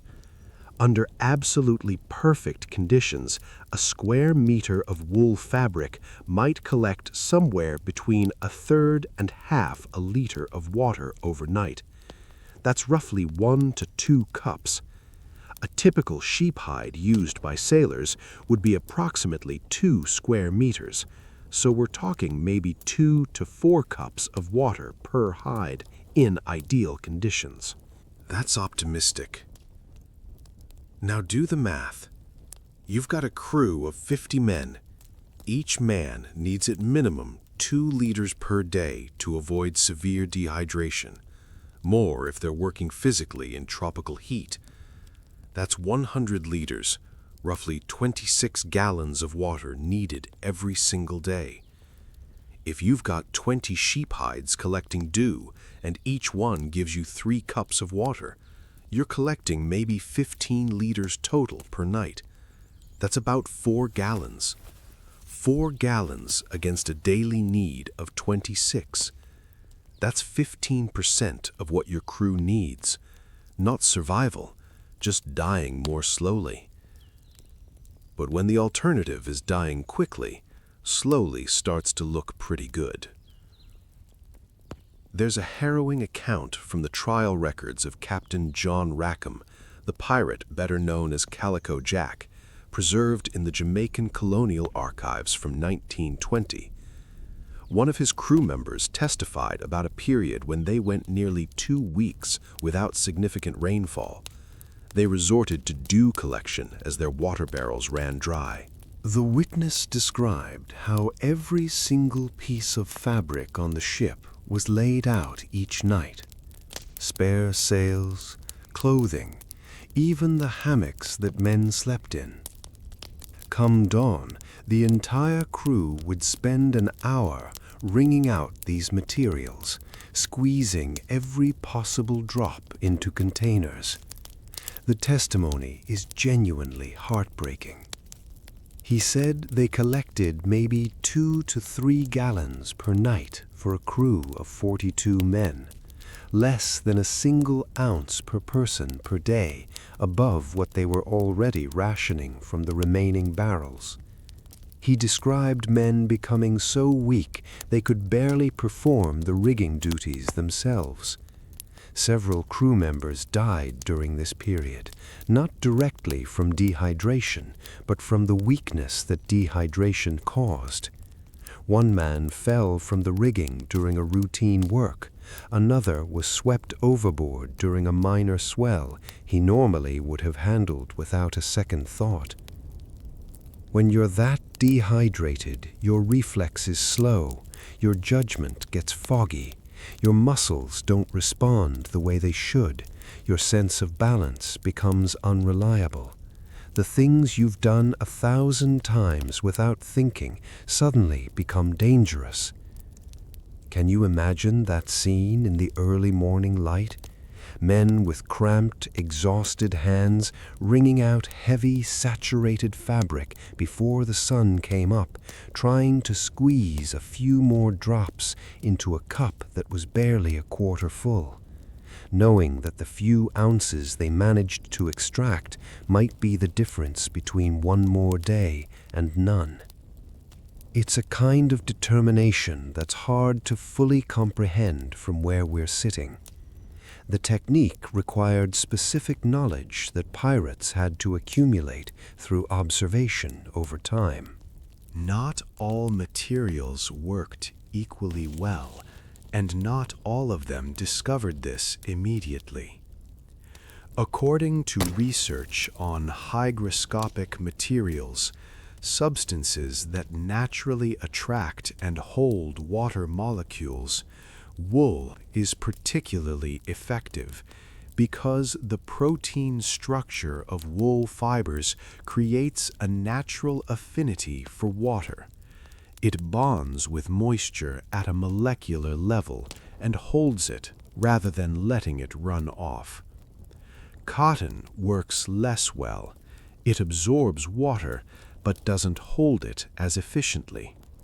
Leather sits somewhere in between, depending on how it's been treated.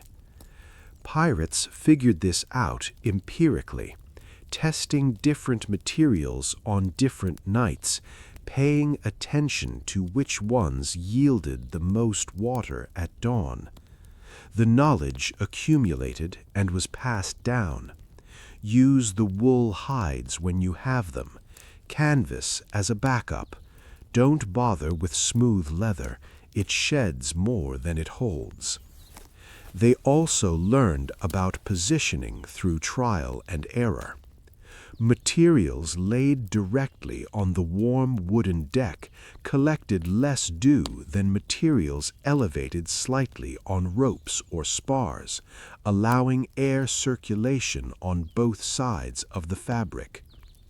According to fluid dynamics principles that wouldn't be formally understood until much later, this air circulation increases the effective surface area exposed to humid air and prevents the material from warming up too quickly as it absorbs heat from the sun-warmed deck beneath it.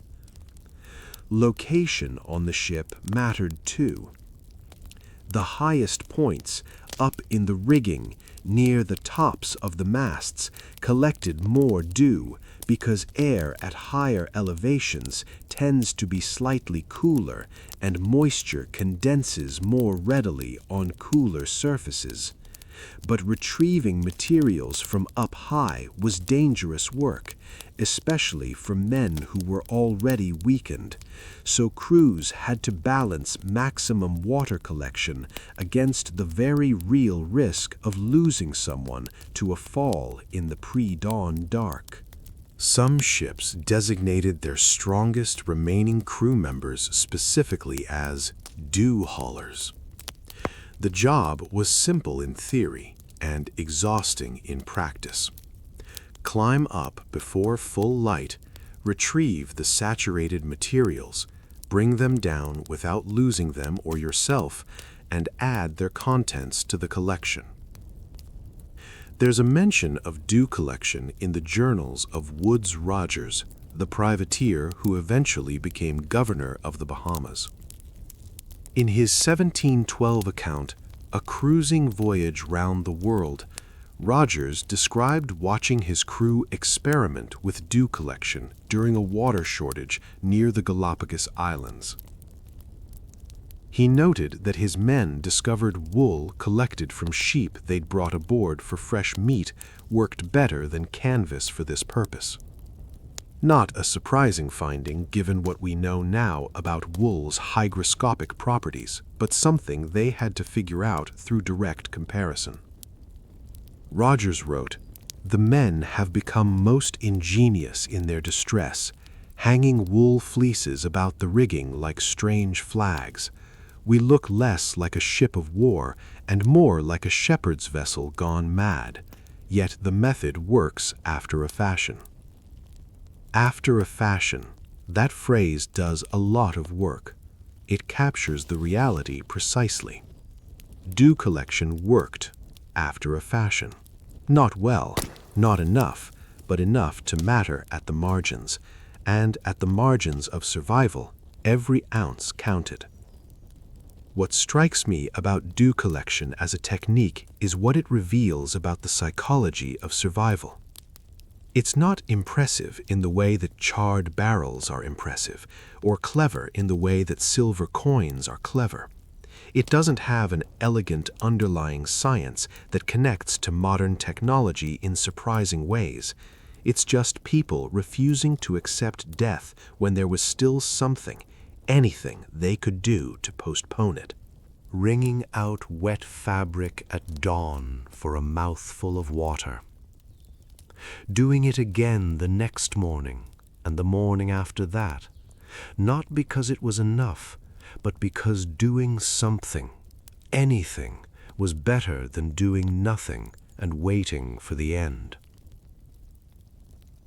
Edward Barlow, that 17th century sailor whose journal I've mentioned before, described what he called dew madness. Men becoming obsessed with the collection process, checking and rechecking their materials throughout the night instead of sleeping, wringing them out multiple times, hoping to squeeze out a few more drops before the dew stopped forming as morning temperatures rose. Barlow wrote, "Some men lost their reason to the dew, speaking to their cloths as if they were living things, pleading with them to give forth more water. It was a pitiable sight." And that's what prolonged extreme thirst does to the human mind. It creates a kind of obsession that crowds out everything else. Every thought bends back toward water. Every effort, however small, gets directed toward finding more of it. Dew collection, with its tiny yields and enormous effort, was perhaps the cruelest technique of all, because it gave just enough hope to keep going, but never quite enough water to actually feel safe. Not all regions were equally suitable for dew collection either, and pirates who operated across different parts of the world had very different experiences with it. The Caribbean during dry season, decent conditions, high humidity, reasonable temperature swings between day and night, clear skies. The same techniques in the South Atlantic during certain seasons, much less effective. Lower humidity in some areas, smaller temperature differentials, conditions that simply didn't produce enough condensation to make the effort worthwhile. According to climatological research comparing historical weather patterns across different regions, some pirate routes passed through areas where dew collection was essentially pointless, where the humidity was too low, or the night temperatures didn't drop enough, or the wind was consistently strong enough to prevent still air from settling on collection surfaces. Smart captains learned to factor this into their planning. If you were heading into a region known for poor dew conditions, you filled your barrels completely before departure. No gambling, no hoping. Because in some waters, dew collection simply wouldn't work, and you couldn't count on rain to make up the difference. There's an account from the Spanish colonial archives describing the interrogation of captured pirates in 1724. The pirates had been raiding along the Central American coast, and Spanish authorities were trying to understand their navigation patterns.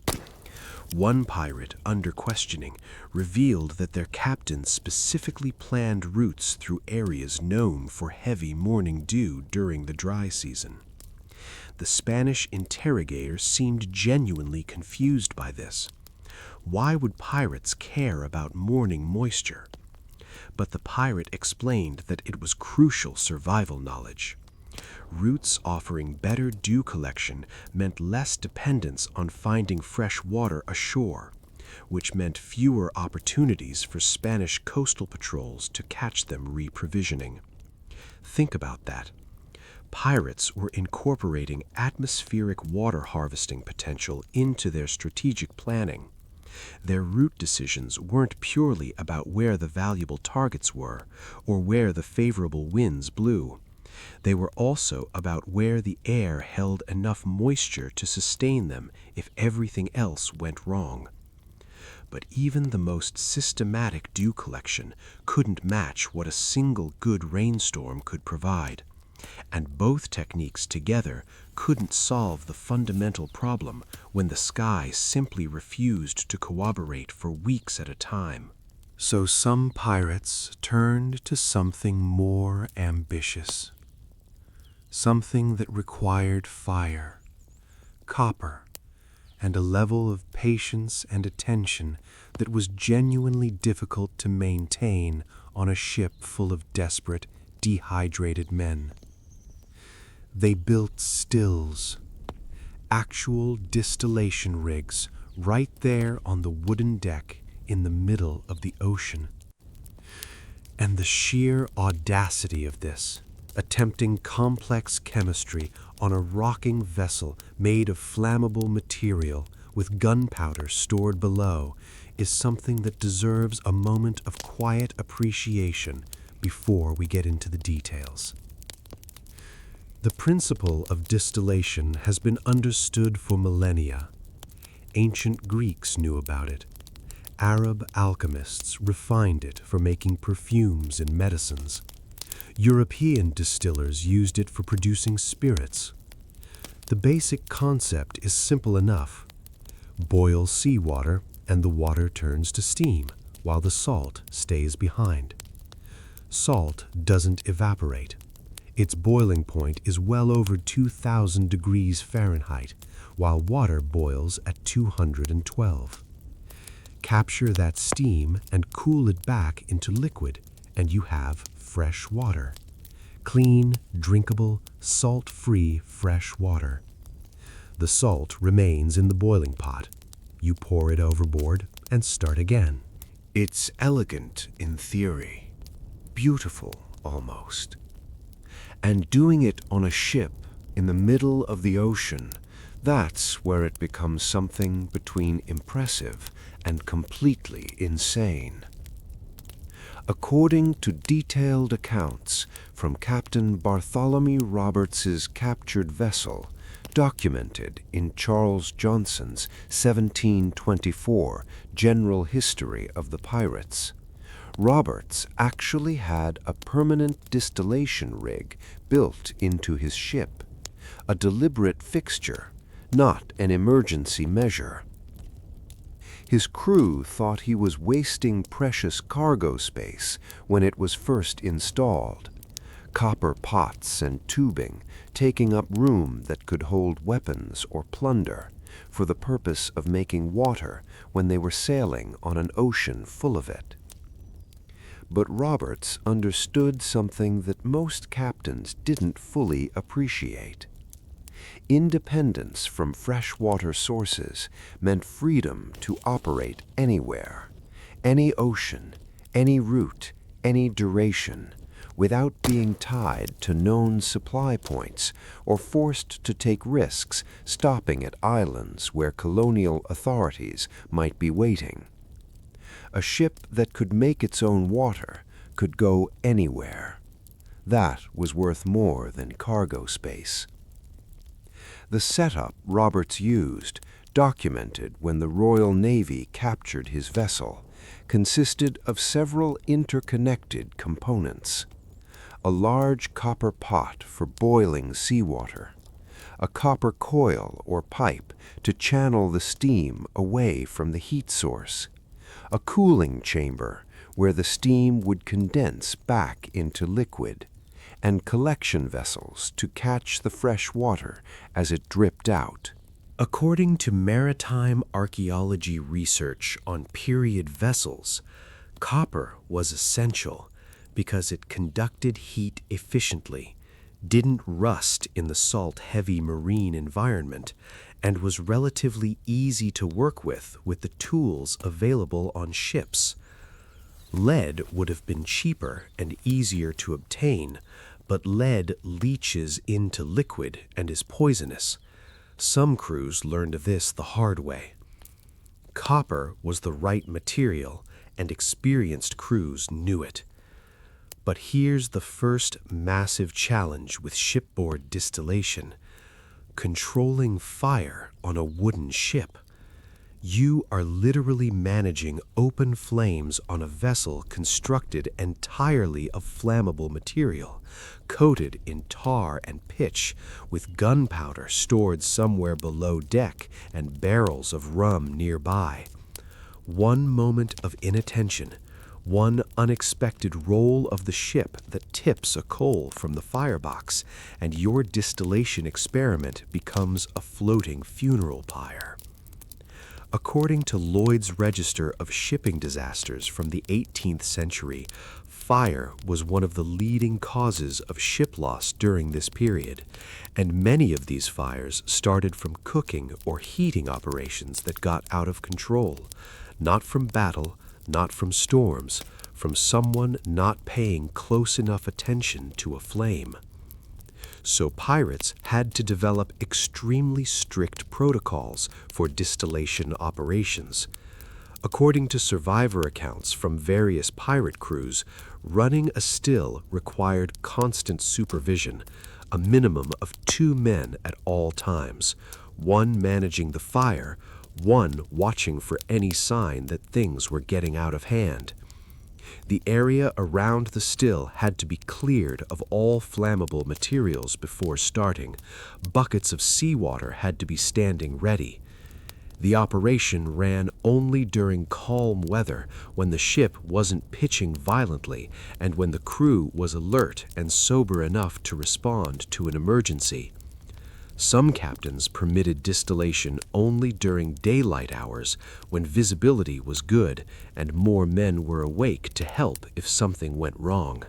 Edward Cook, who sailed with Woodes Rogers on his circumnavigation voyage from 1708 to 1711, described distillation operations in his published account. He wrote, "We have contrived a method of distilling seawater, which, though it requires great care and constant tending, produces water tolerably fresh and wholesome. The danger of fire makes this a most anxious operation, and our captain permits it only when the sea is calm and all hands are alert." Tolerably fresh and wholesome. Not exactly a ringing endorsement, but tolerable was good enough when the alternative was nothing. The production rate was painfully, frustratingly slow. According to historical accounts and modern recreations of period distillation methods, a typical shipboard still might produce 1 to 2 gallons of fresh water per hour under optimal conditions, sometimes less. We established earlier that a crew of 50 men needs roughly 40 gallons per day at minimum. That means you'd need to run your still for 20 to 40 hours continuously to produce 1 day's supply of water. 20 to 40 hours of constant fire management on a wooden ship with 2 men watching it at all times to produce enough water for 1 day. And that's assuming everything works perfectly, which it rarely did. The fuel requirements were enormous. To boil seawater continuously, you need a hot, steady fire. Wood was the primary fuel, and it took a significant amount. According to energy calculations in the Oxford Encyclopedia of Maritime History, boiling 1 gallon of water from ambient temperature requires a substantial heat input. And with the inefficient wood fires available on ships, you'd burn through several pounds of wood per gallon of fresh water produced. Wood that couldn't be used for cooking, wood that couldn't be used for emergency repairs, wood that couldn't be used for anything else. Some desperate crews started burning whatever would burn. Furniture, spare rope, old boots and leather goods that had been sitting in the hold for months. There's a darkly practical account from Alexander Exquemelin's The Buccaneers of America, where he describes a crew so desperate for distillation fuel that they started removing non-structural elements of the ship itself. Rail sections, decorative pieces, anything that could be pried loose without compromising the vessel's structural integrity. Exquemelin wrote, "The men did quite literally burn their bridges, and indeed their decks, to obtain fresh water." We joked grimly that we would arrive home as passengers on a raft of our own making. There's something almost poetic about it. Burning the ship to make the water, to keep the crew alive, to sail the ship that was slowly disappearing into the fire. The quality of the distilled water varied considerably depending on technique. If the seawater was boiled too violently, you could get what chemists would later call carryover. Tiny droplets of salt water literally splashing up into the steam pathway and contaminating the distillate.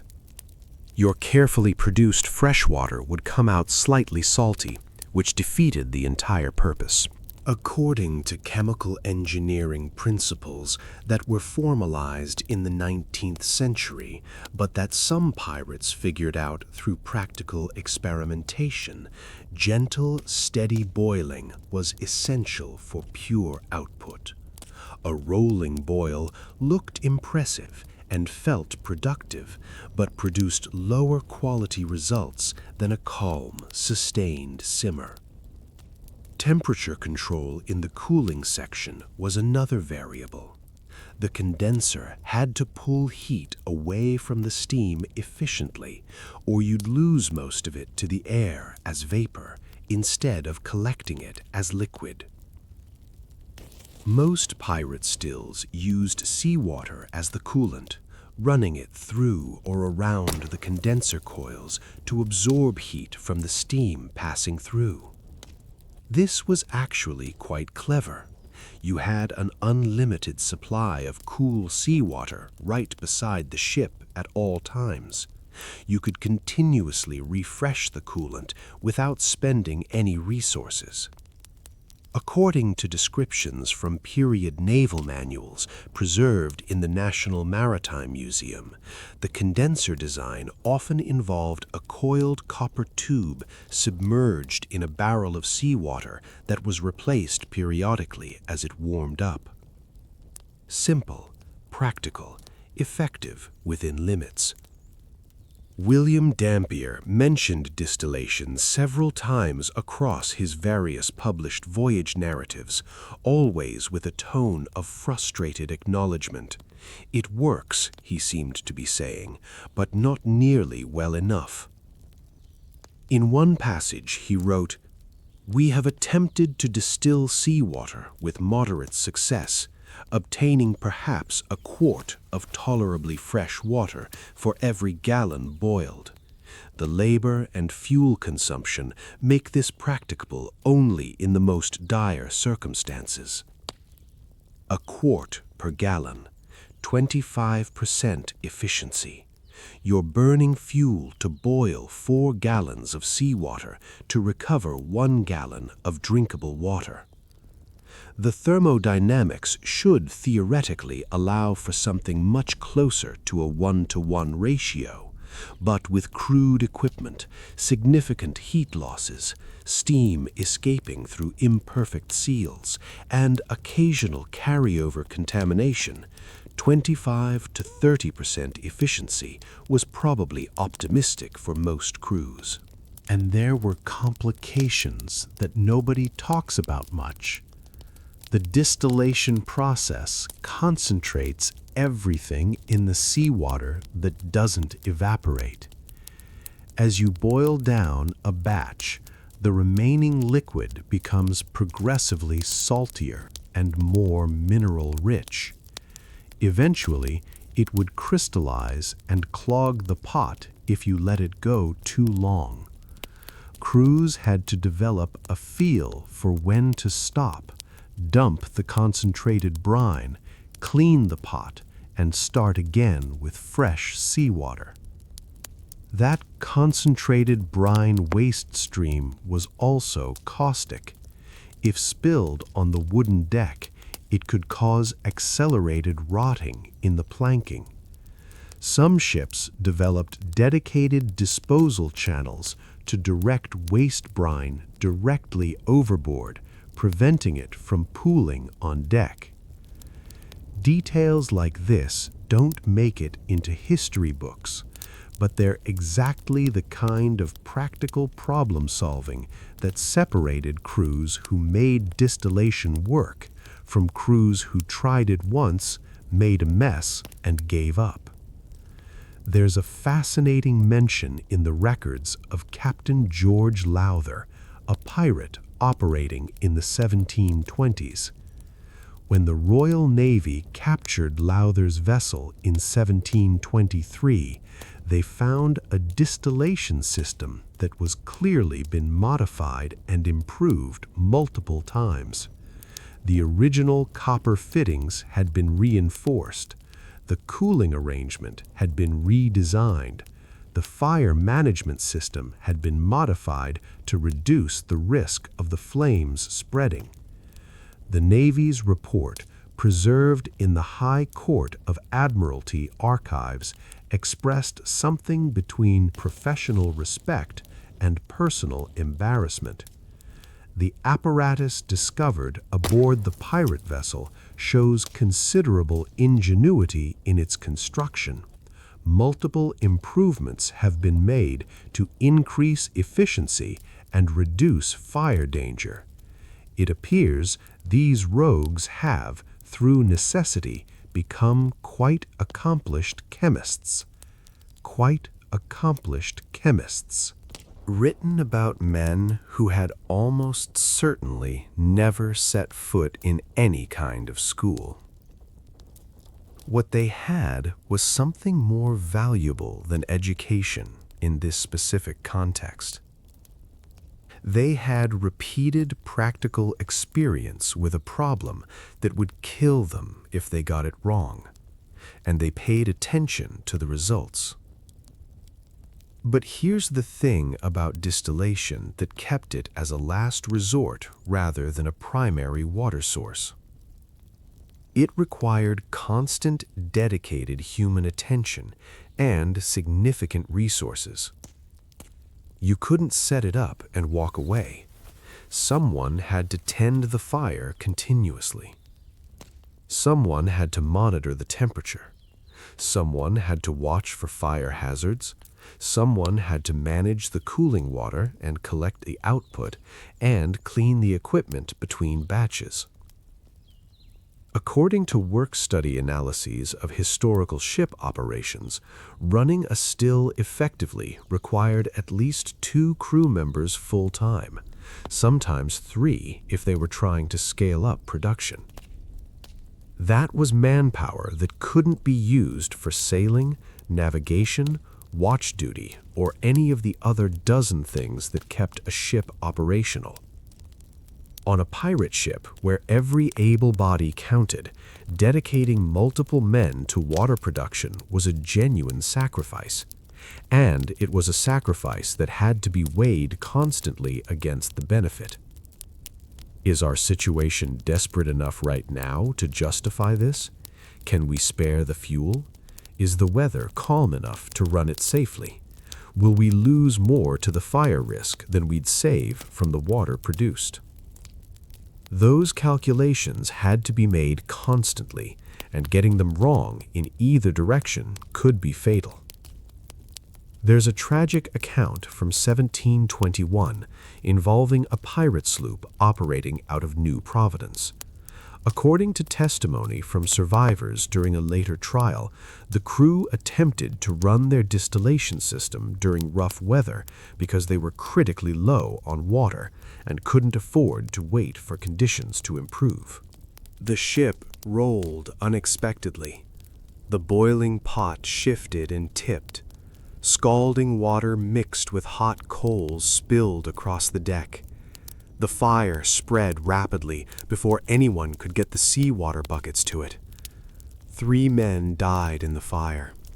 The ship itself barely survived, and only because several crew members worked in the burning heat with buckets and bare hands to keep the flames from reaching the powder magazine below.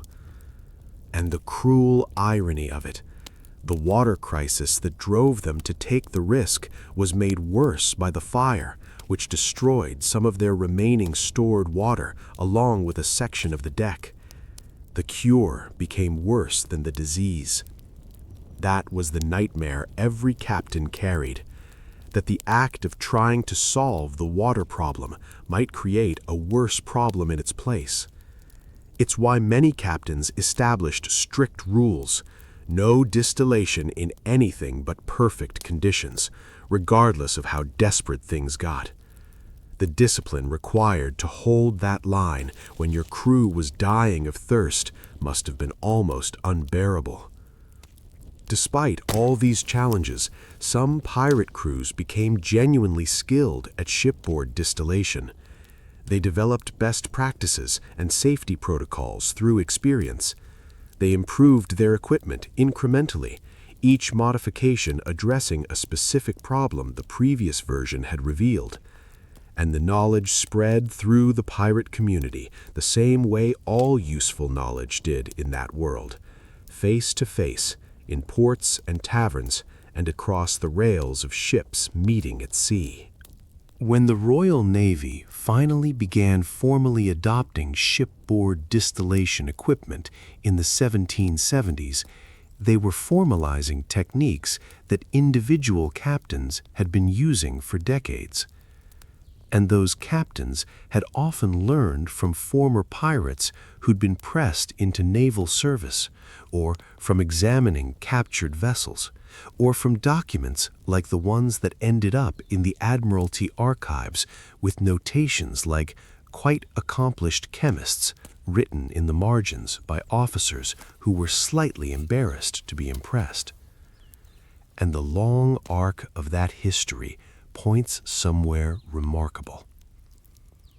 Today, desalination provides fresh water for millions of people in regions where freshwater scarcity is a genuine crisis.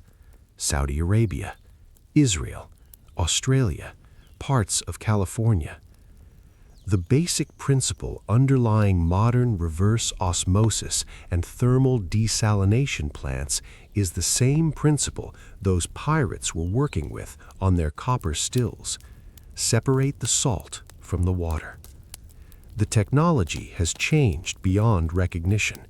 The scale is incomprehensible by comparison, but the fundamental idea that the ocean is a source of fresh water if you can figure out how to extract it, that idea was being tested and refined by desperate men on wooden ships centuries before any of those modern plants existed. So we've now covered the major techniques that pirates developed for dealing with the water crisis. Charred barrels that filtered contaminants through activated carbon before anyone knew what activated carbon was. Silver coins that killed bacteria through oligodynamic action before anyone knew what bacteria was. Elaborate rain collection systems that turned storms from threats into salvation if you'd done the preparation. Dew collection that was more about human stubbornness than practical yield. And shipboard distillation that was dangerous and slow and fuel-hungry and still better than nothing. Each of these techniques had real limitations. Each of them worked better in combination with the others than alone. And the crews that survived the longest were the ones that treated water management as a system, not a single solution. They maintained their charred barrels. They kept their silver reserves dedicated to water treatment. They had their rain collection systems ready to deploy at any time. They ran dew collection during dry spells to buy time, and they used distillation as a last resort when everything else wasn't enough. Redundancy was survival. Multiple overlapping systems meant you had options when one failed. But here's something worth pausing on before we move to the next part of this story. All of these techniques, clever as they are, share one thing in common. They were all about managing the water you had or collecting more from the environment around you. None of them fully solved the fundamental problem, which was that a crew of 50 men on a long voyage needed more water than could practically be stored or collected at sea. What pirates really needed was a way to make their bodies use water more efficiently, to slow down the dehydration that tropical heat and physical labor imposed on them, to stretch their rations further without simply dying faster. And this is where the story takes a turn that nobody expects. Because in trying to solve the water problem, pirates stumbled onto something that mixed their survival instincts with the one substance they had in abundance and loved without reservation. Rum. Not just for drinking, not just for courage before battle or comfort after loss, but as a genuine survival tool that worked through a mechanism they couldn't explain, but learned to rely on completely. The story of how alcohol became part of the water solution and the complicated truth about what that meant for the men who drank it is where we're heading next. And it's a story that connects a desperate pirate rationing rum into a water barrel in 1715 to the glass of bourbon someone might pour themselves tonight before bed. Stay with me. So we've been moving slowly and steadily through this story together. Charred barrels, silver coins, rain collection systems rigged up in the middle of storms, dew harvested from wool hides before dawn. Each technique a small piece of a larger puzzle that desperate men were assembling one hard-won discovery at a time. If you're drifting a little, that's fine. Let the words wash over you. We're in no hurry here. The ocean goes on forever in every direction, and so does this story. Tonight, we're going to talk about rum, which sounds like a significant change of subject, like we've left the serious survival science behind and wandered into something more festive. But stick with me, because the connection between alcohol and water survival is one of the most genuinely surprising threads in this whole story. And it connects the pirates of the Caribbean to your kitchen cabinet, to modern medicine, and to a glass of wine or whiskey that someone, somewhere, is pouring right now without having any idea where that tradition actually comes from. Let's go back to the ship, back to the heat, back to the barrels. You'd think that once pirates had figured out charred barrels and silver coins and rain collection systems, their water problems would be mostly solved. They had filtration, they had antibacterial treatment, they had collection systems. Surely that was enough. But here's the thing that kept coming back. Even with all those techniques working together, water still went bad, just more slowly. And the underlying biology of it, the fact that any organic liquid sitting in warm wood in tropical heat will eventually become a bacterial nightmare, that couldn't be fully defeated by charcoal or silver alone. What pirates needed was something that could make water actively hostile to the microorganisms trying to colonize it. Something that worked as a preservative. Something they happened to have in enormous quantities on almost every ship they ever sailed. Rum. Or wine, or beer, or whatever alcohol happened to be in the hold at any given time. And here's the thing, pirates weren't the first to figure out that alcohol preserved water. This was ancient knowledge, actually. Sailors had been adding wine to water for centuries before the golden age of piracy. Ancient Greek and Roman sailors did it. Medieval European sailors did it. The connection between fermented beverages and safer drinking water was intuitive even before anyone understood the science underneath it. But pirates refined it. They systematized it. They experimented with ratios and combinations in ways that more cautious, more rule-bound naval crews hadn't bothered to do. And in the process, they created something that eventually became official British naval policy.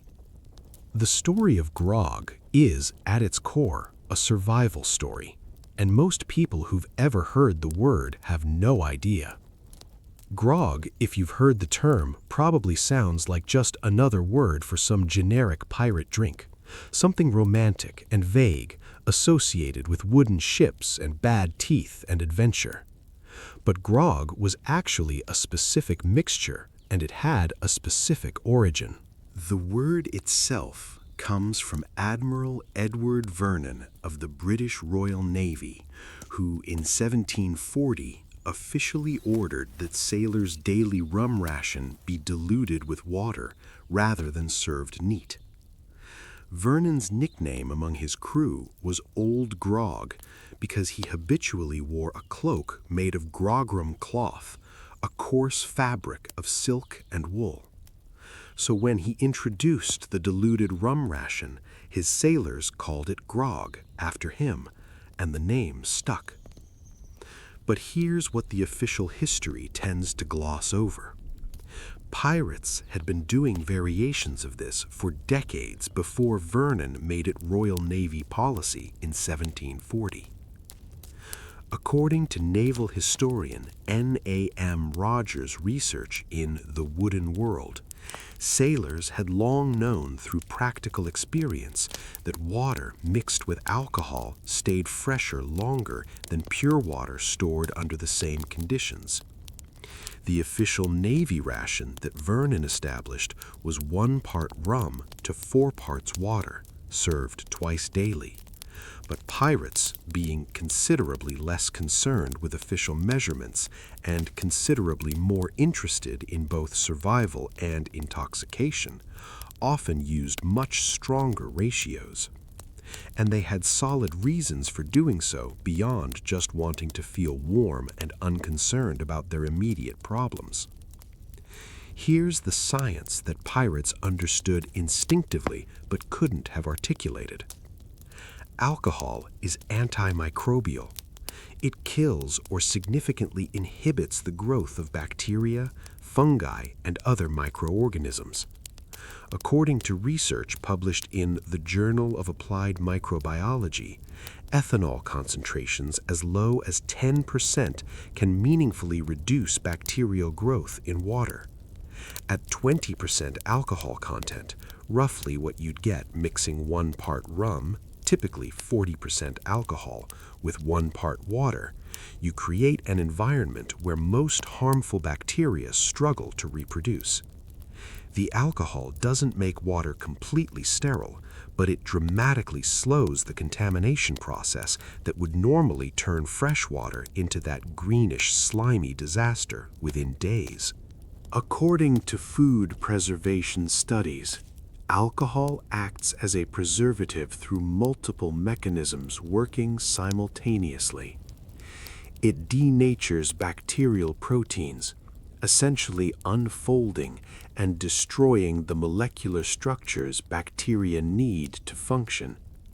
It disrupts cell membranes, making it impossible for cells to maintain the integrity that keeps their internal chemistry working. And it creates an osmotic environment that's genuinely hostile to microbial life. It attacks on multiple fronts at once. And the beauty of it, from a practical pirate standpoint, was that it did all of this while also making the water taste considerably better than it would otherwise. Which, given what we know about what unpreserved water in a wooden barrel smelled and tasted like after 2 weeks at sea, was not a minor benefit. Pirates figured this out through pure observation and experience accumulated over years and voyages.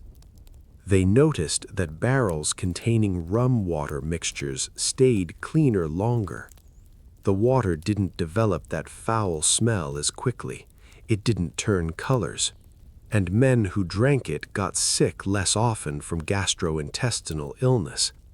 So they kept doing it, refined the ratios, and passed the knowledge along.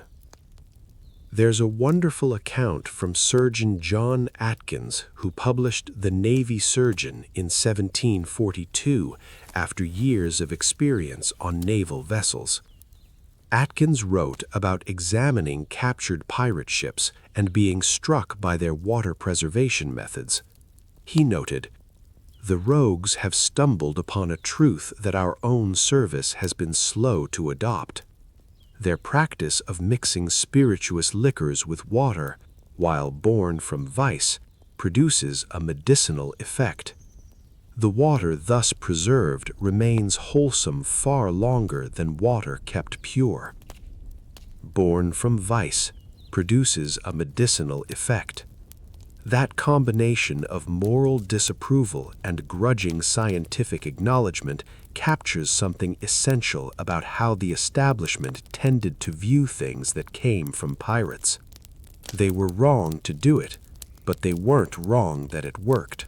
Atkins, an educated surgeon with formal medical training, recognized that pirates had discovered something scientifically valid through methods that were about as far from formal scientific inquiry as you could get. They had no laboratories, no controls, no hypothesis. They had dying men and barrels of rum and a strong preference for not dying. That was enough. But there were trade-offs with the alcohol preservation approach, significant ones that pirates had to navigate carefully. The most obvious one is also the funniest to think about from a modern perspective. You're basically staying mildly drunk all the time.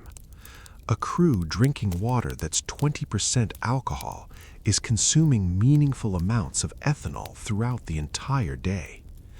According to modern calculations, if you're drinking 2 liters of 20% alcohol solution daily, you're consuming the equivalent of roughly 8 standard drinks every day, not in one sitting, spread out over the course of the day, with every cup of water, with every meal, with every ration.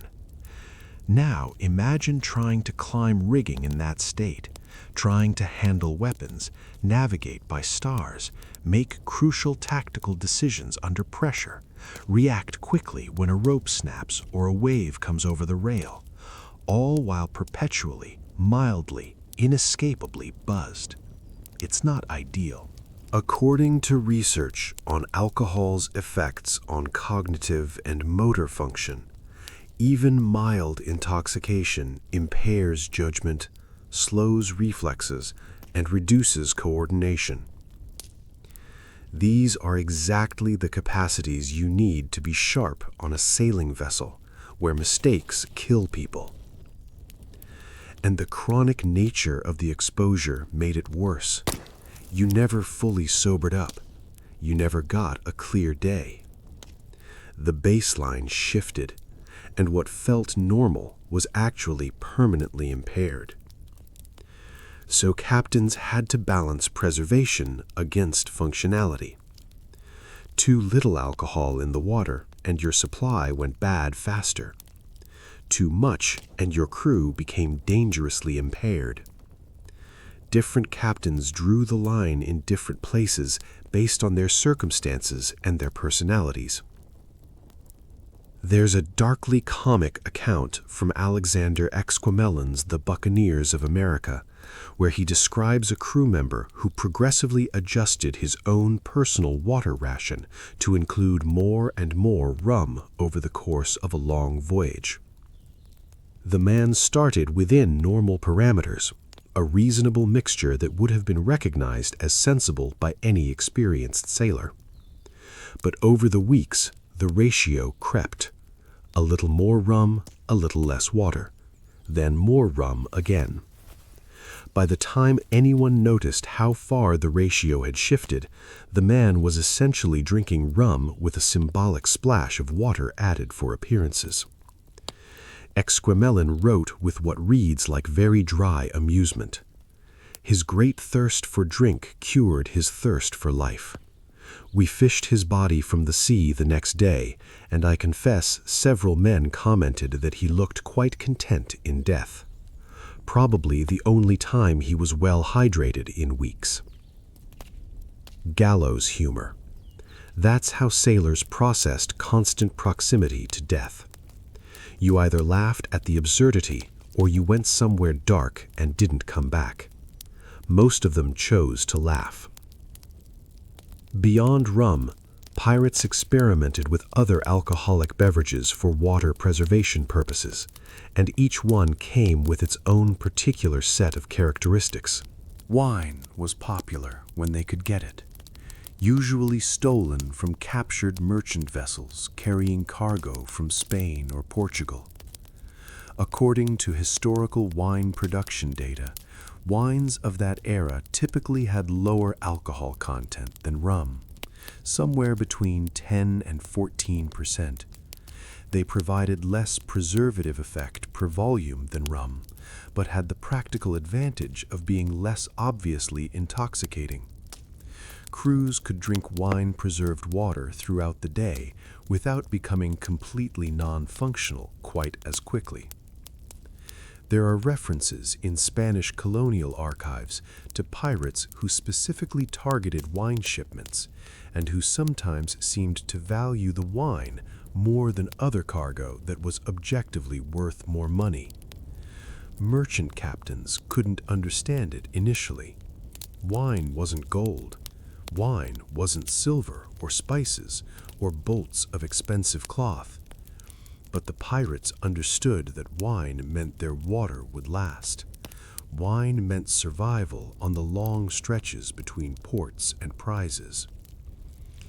Beer was another option, though less practical in tropical climates due to spoilage issues of its own. Beer doesn't keep well in heat without refrigeration, but crews operating in northern waters or making transatlantic crossings in cooler conditions sometimes carried beer specifically for mixing with water supplies. According to brewing historian Martin Cornell, 18th century ship's beer was typically low alcohol, perhaps 2 to 4%, and was considered safer to drink than plain water, partly because the brewing process involved boiling, which killed pathogens before it ever went into the barrel. Every type of alcohol had its place, every one had its limitations, and experienced crews knew which to use when. Now, here's something that most people never think about when they consider pirate drinking culture. How much of it was actually a choice? We think of pirates as choosing to drink constantly. The rowdy tavern behavior, the reputation for perpetual drunkenness, the image of a rum bottle in every hand. It fits the stereotype so well that nobody questions it. Of course pirates drank. They were pirates. But what if a significant portion of that drinking wasn't recreational at all? What if it was structural, built into the water supply itself? If your drinking water contains alcohol and you're consuming it all day, every day, because you have no other hydration source, dependency becomes almost inevitable. Not through weakness or moral failure, just through biology. According to modern addiction medicine, chronic alcohol exposure leads to physical dependence within weeks to months of consistent daily consumption. Many pirates probably spent their entire careers in a state of mild withdrawal when rum supplies were depleted. William Dampier described in his journals witnessing crew members become violently ill when a ship ran dry of rum during a long stretch at sea. He initially attributed it to some disease specific to those individuals, but the symptoms he described, shaking, sweating, profound agitation, visual disturbances, are classic alcohol withdrawal presentation. Dampier wrote, "Several men fell into a most pitiful state, trembling and seeing phantoms. One man swore he saw demons in the rigging. I believe now it was not disease, but rather the want of liquor that afflicted them." So here were these men shaking and hallucinating, seeing demons in the rigging of their own ship, not because they were weak or irresponsible, but because the system that kept them alive also made them dependent on something their bodies now couldn't function without. The cure and the cause, all wrapped up together. And here's something that really complicates the moral picture further. The alcohol preservation technique had an unexpected health benefit that nobody planned for. When you mixed citrus juice with rum and water, which some crews did when they could get lemons or limes from Caribbean islands, you were accidentally preventing scurvy. Scurvy, the disease that killed more sailors than combat and storms combined throughout the age of sail, the result of severe vitamin C deficiency, characterized by bleeding gums, loosening teeth, wounds that wouldn't heal, profound weakness, and eventually death. Pirates who were mixing lime juice into their rum water rations for flavor and mild preservation benefits were unknowingly protecting themselves from one of the most common killers on the ocean. They didn't know about vitamin C. That wouldn't be isolated and identified until 1932. They didn't know why citrus helped. They just knew, empirically, that crews who had regular access to citrus seemed to fare better on long voyages. The famous grog recipe that Admiral Vernon formalized in 1740 included lime juice specifically because sailors had observed for decades that it seemed to prevent certain illnesses associated with long voyages. Vernon didn't understand the mechanism. He didn't need to. The evidence was there in the survival rates of crews who drank it versus those who didn't. According to Stephen Bound's book, Scurvy, How a Surgeon, a Mariner, and a Gentleman Solved the Greatest Medical Mystery of the Age of Sail, Vernon's grog ration probably saved more British naval lives than any other single policy decision of that century. And where did Vernon get the idea? Partly from observing Caribbean sailors and pirates who'd been doing versions of it for years before it became official policy. The knowledge flowed from desperation to practice to observation to policy, each stage stripping away the context and formalizing what had started as pure survival instinct. But let's be honest about the real downsides, because there were serious ones beyond just the intoxication problem. Alcohol is a diuretic. It makes you urinate more, which means you lose water. According to physiological research on alcohol and hydration, drinking alcohol in hot weather can actually worsen net hydration despite the liquid intake. Your body processes the alcohol, produces more urine as a byproduct, and ends up with a net loss of water, even though you've been drinking. So pirates drinking strong rum-water mixtures throughout the day in Caribbean heat were simultaneously preserving their water supply from bacterial contamination and making their bodies less efficient at retaining the water they were drinking. It helped on one front and hurt on another. They couldn't know this. They had no way to understand the physiological mechanism. All they knew was that rum water seemed to keep people healthier than plain water, which was true as far as it went. The bacterial reduction was real and significant. The diuretic effect was real too, but harder to observe directly. The net benefit was positive enough that the technique persisted and spread. But it wasn't a complete solution. It was a compromise, like most of the techniques in this story. Better than nothing, not as good as having an unlimited supply of clean, fresh water. There's one more additive that pirates used for water preservation that deserves its own moment, because it's a perfect example of how empirical observation led to correct conclusions through completely wrong reasoning. Vinegar. Some crews added vinegar to their water barrels, believing it had preservative properties. And they were right, it does. But the reason they thought it worked and the reason it actually worked were completely different things. The reasoning pirates usually gave was that vinegar was sharp and strong tasting, and anything that sharp and that strong had to be killing whatever was making the water go bad. Which is not exactly wrong, but it's not exactly the science either. The actual mechanism is that vinegar is acidic, and bacteria generally don't thrive in acidic environments.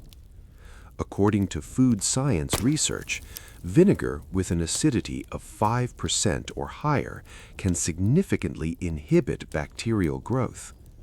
The acetic acid in vinegar disrupts the same cellular processes that silver ions disrupt, just through a different chemical pathway.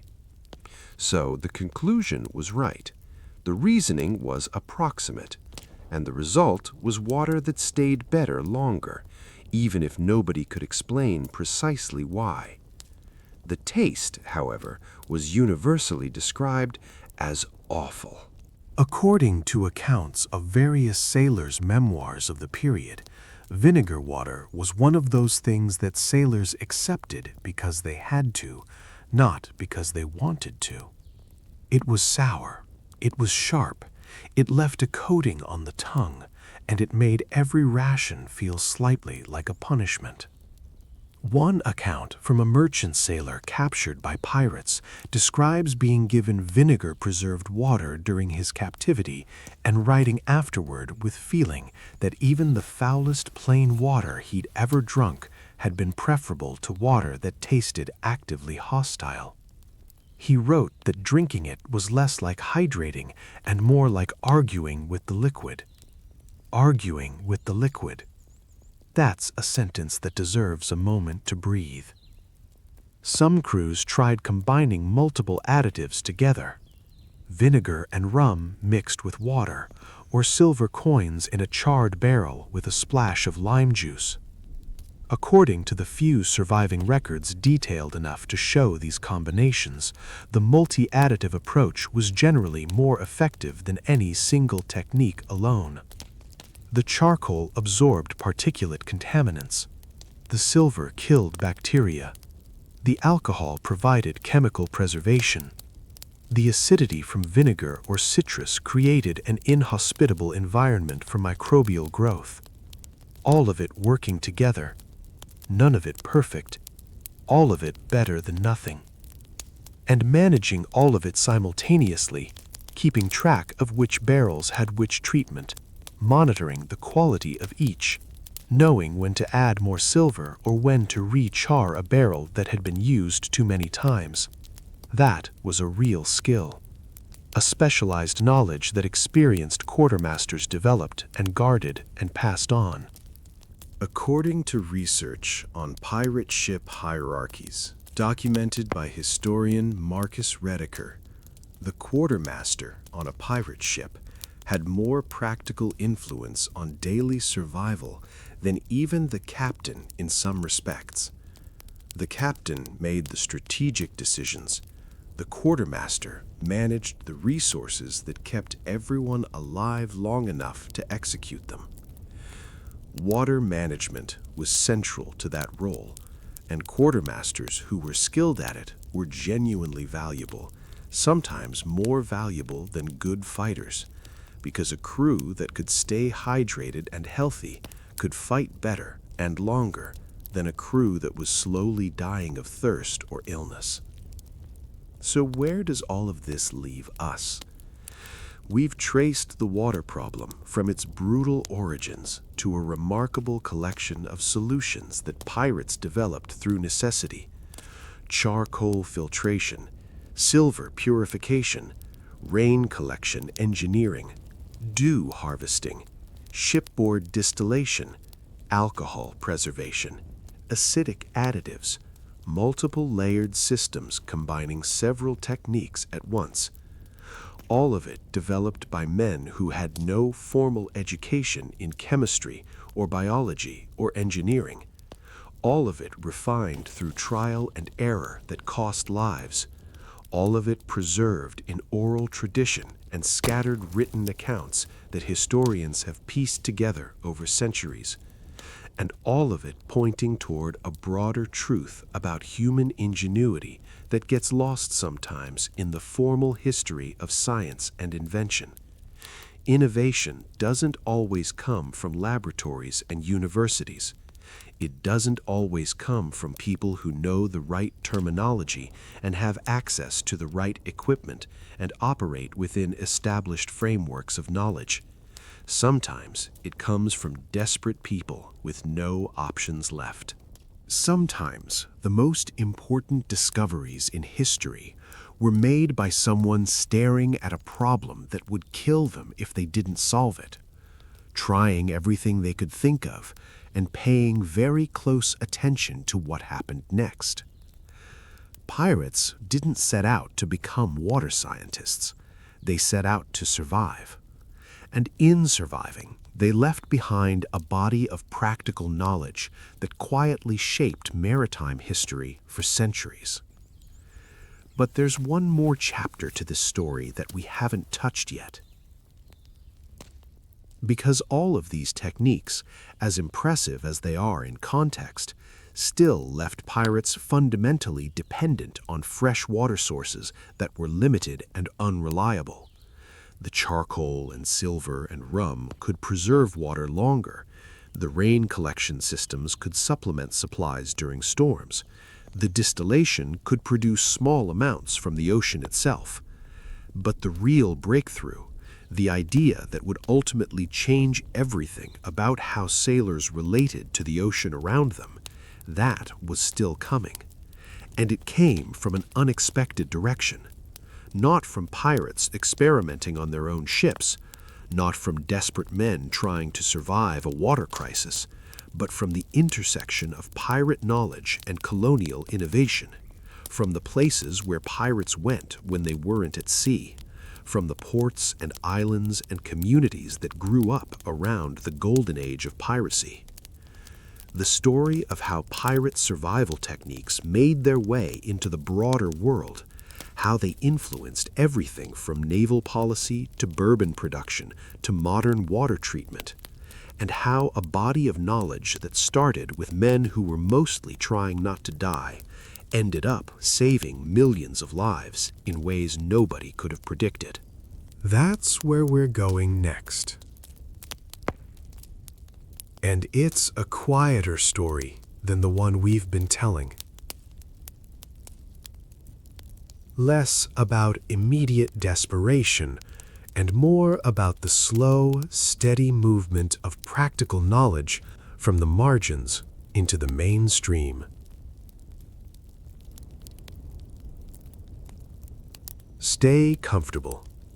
Keep the room dark. We're going to let this story settle into its final shape.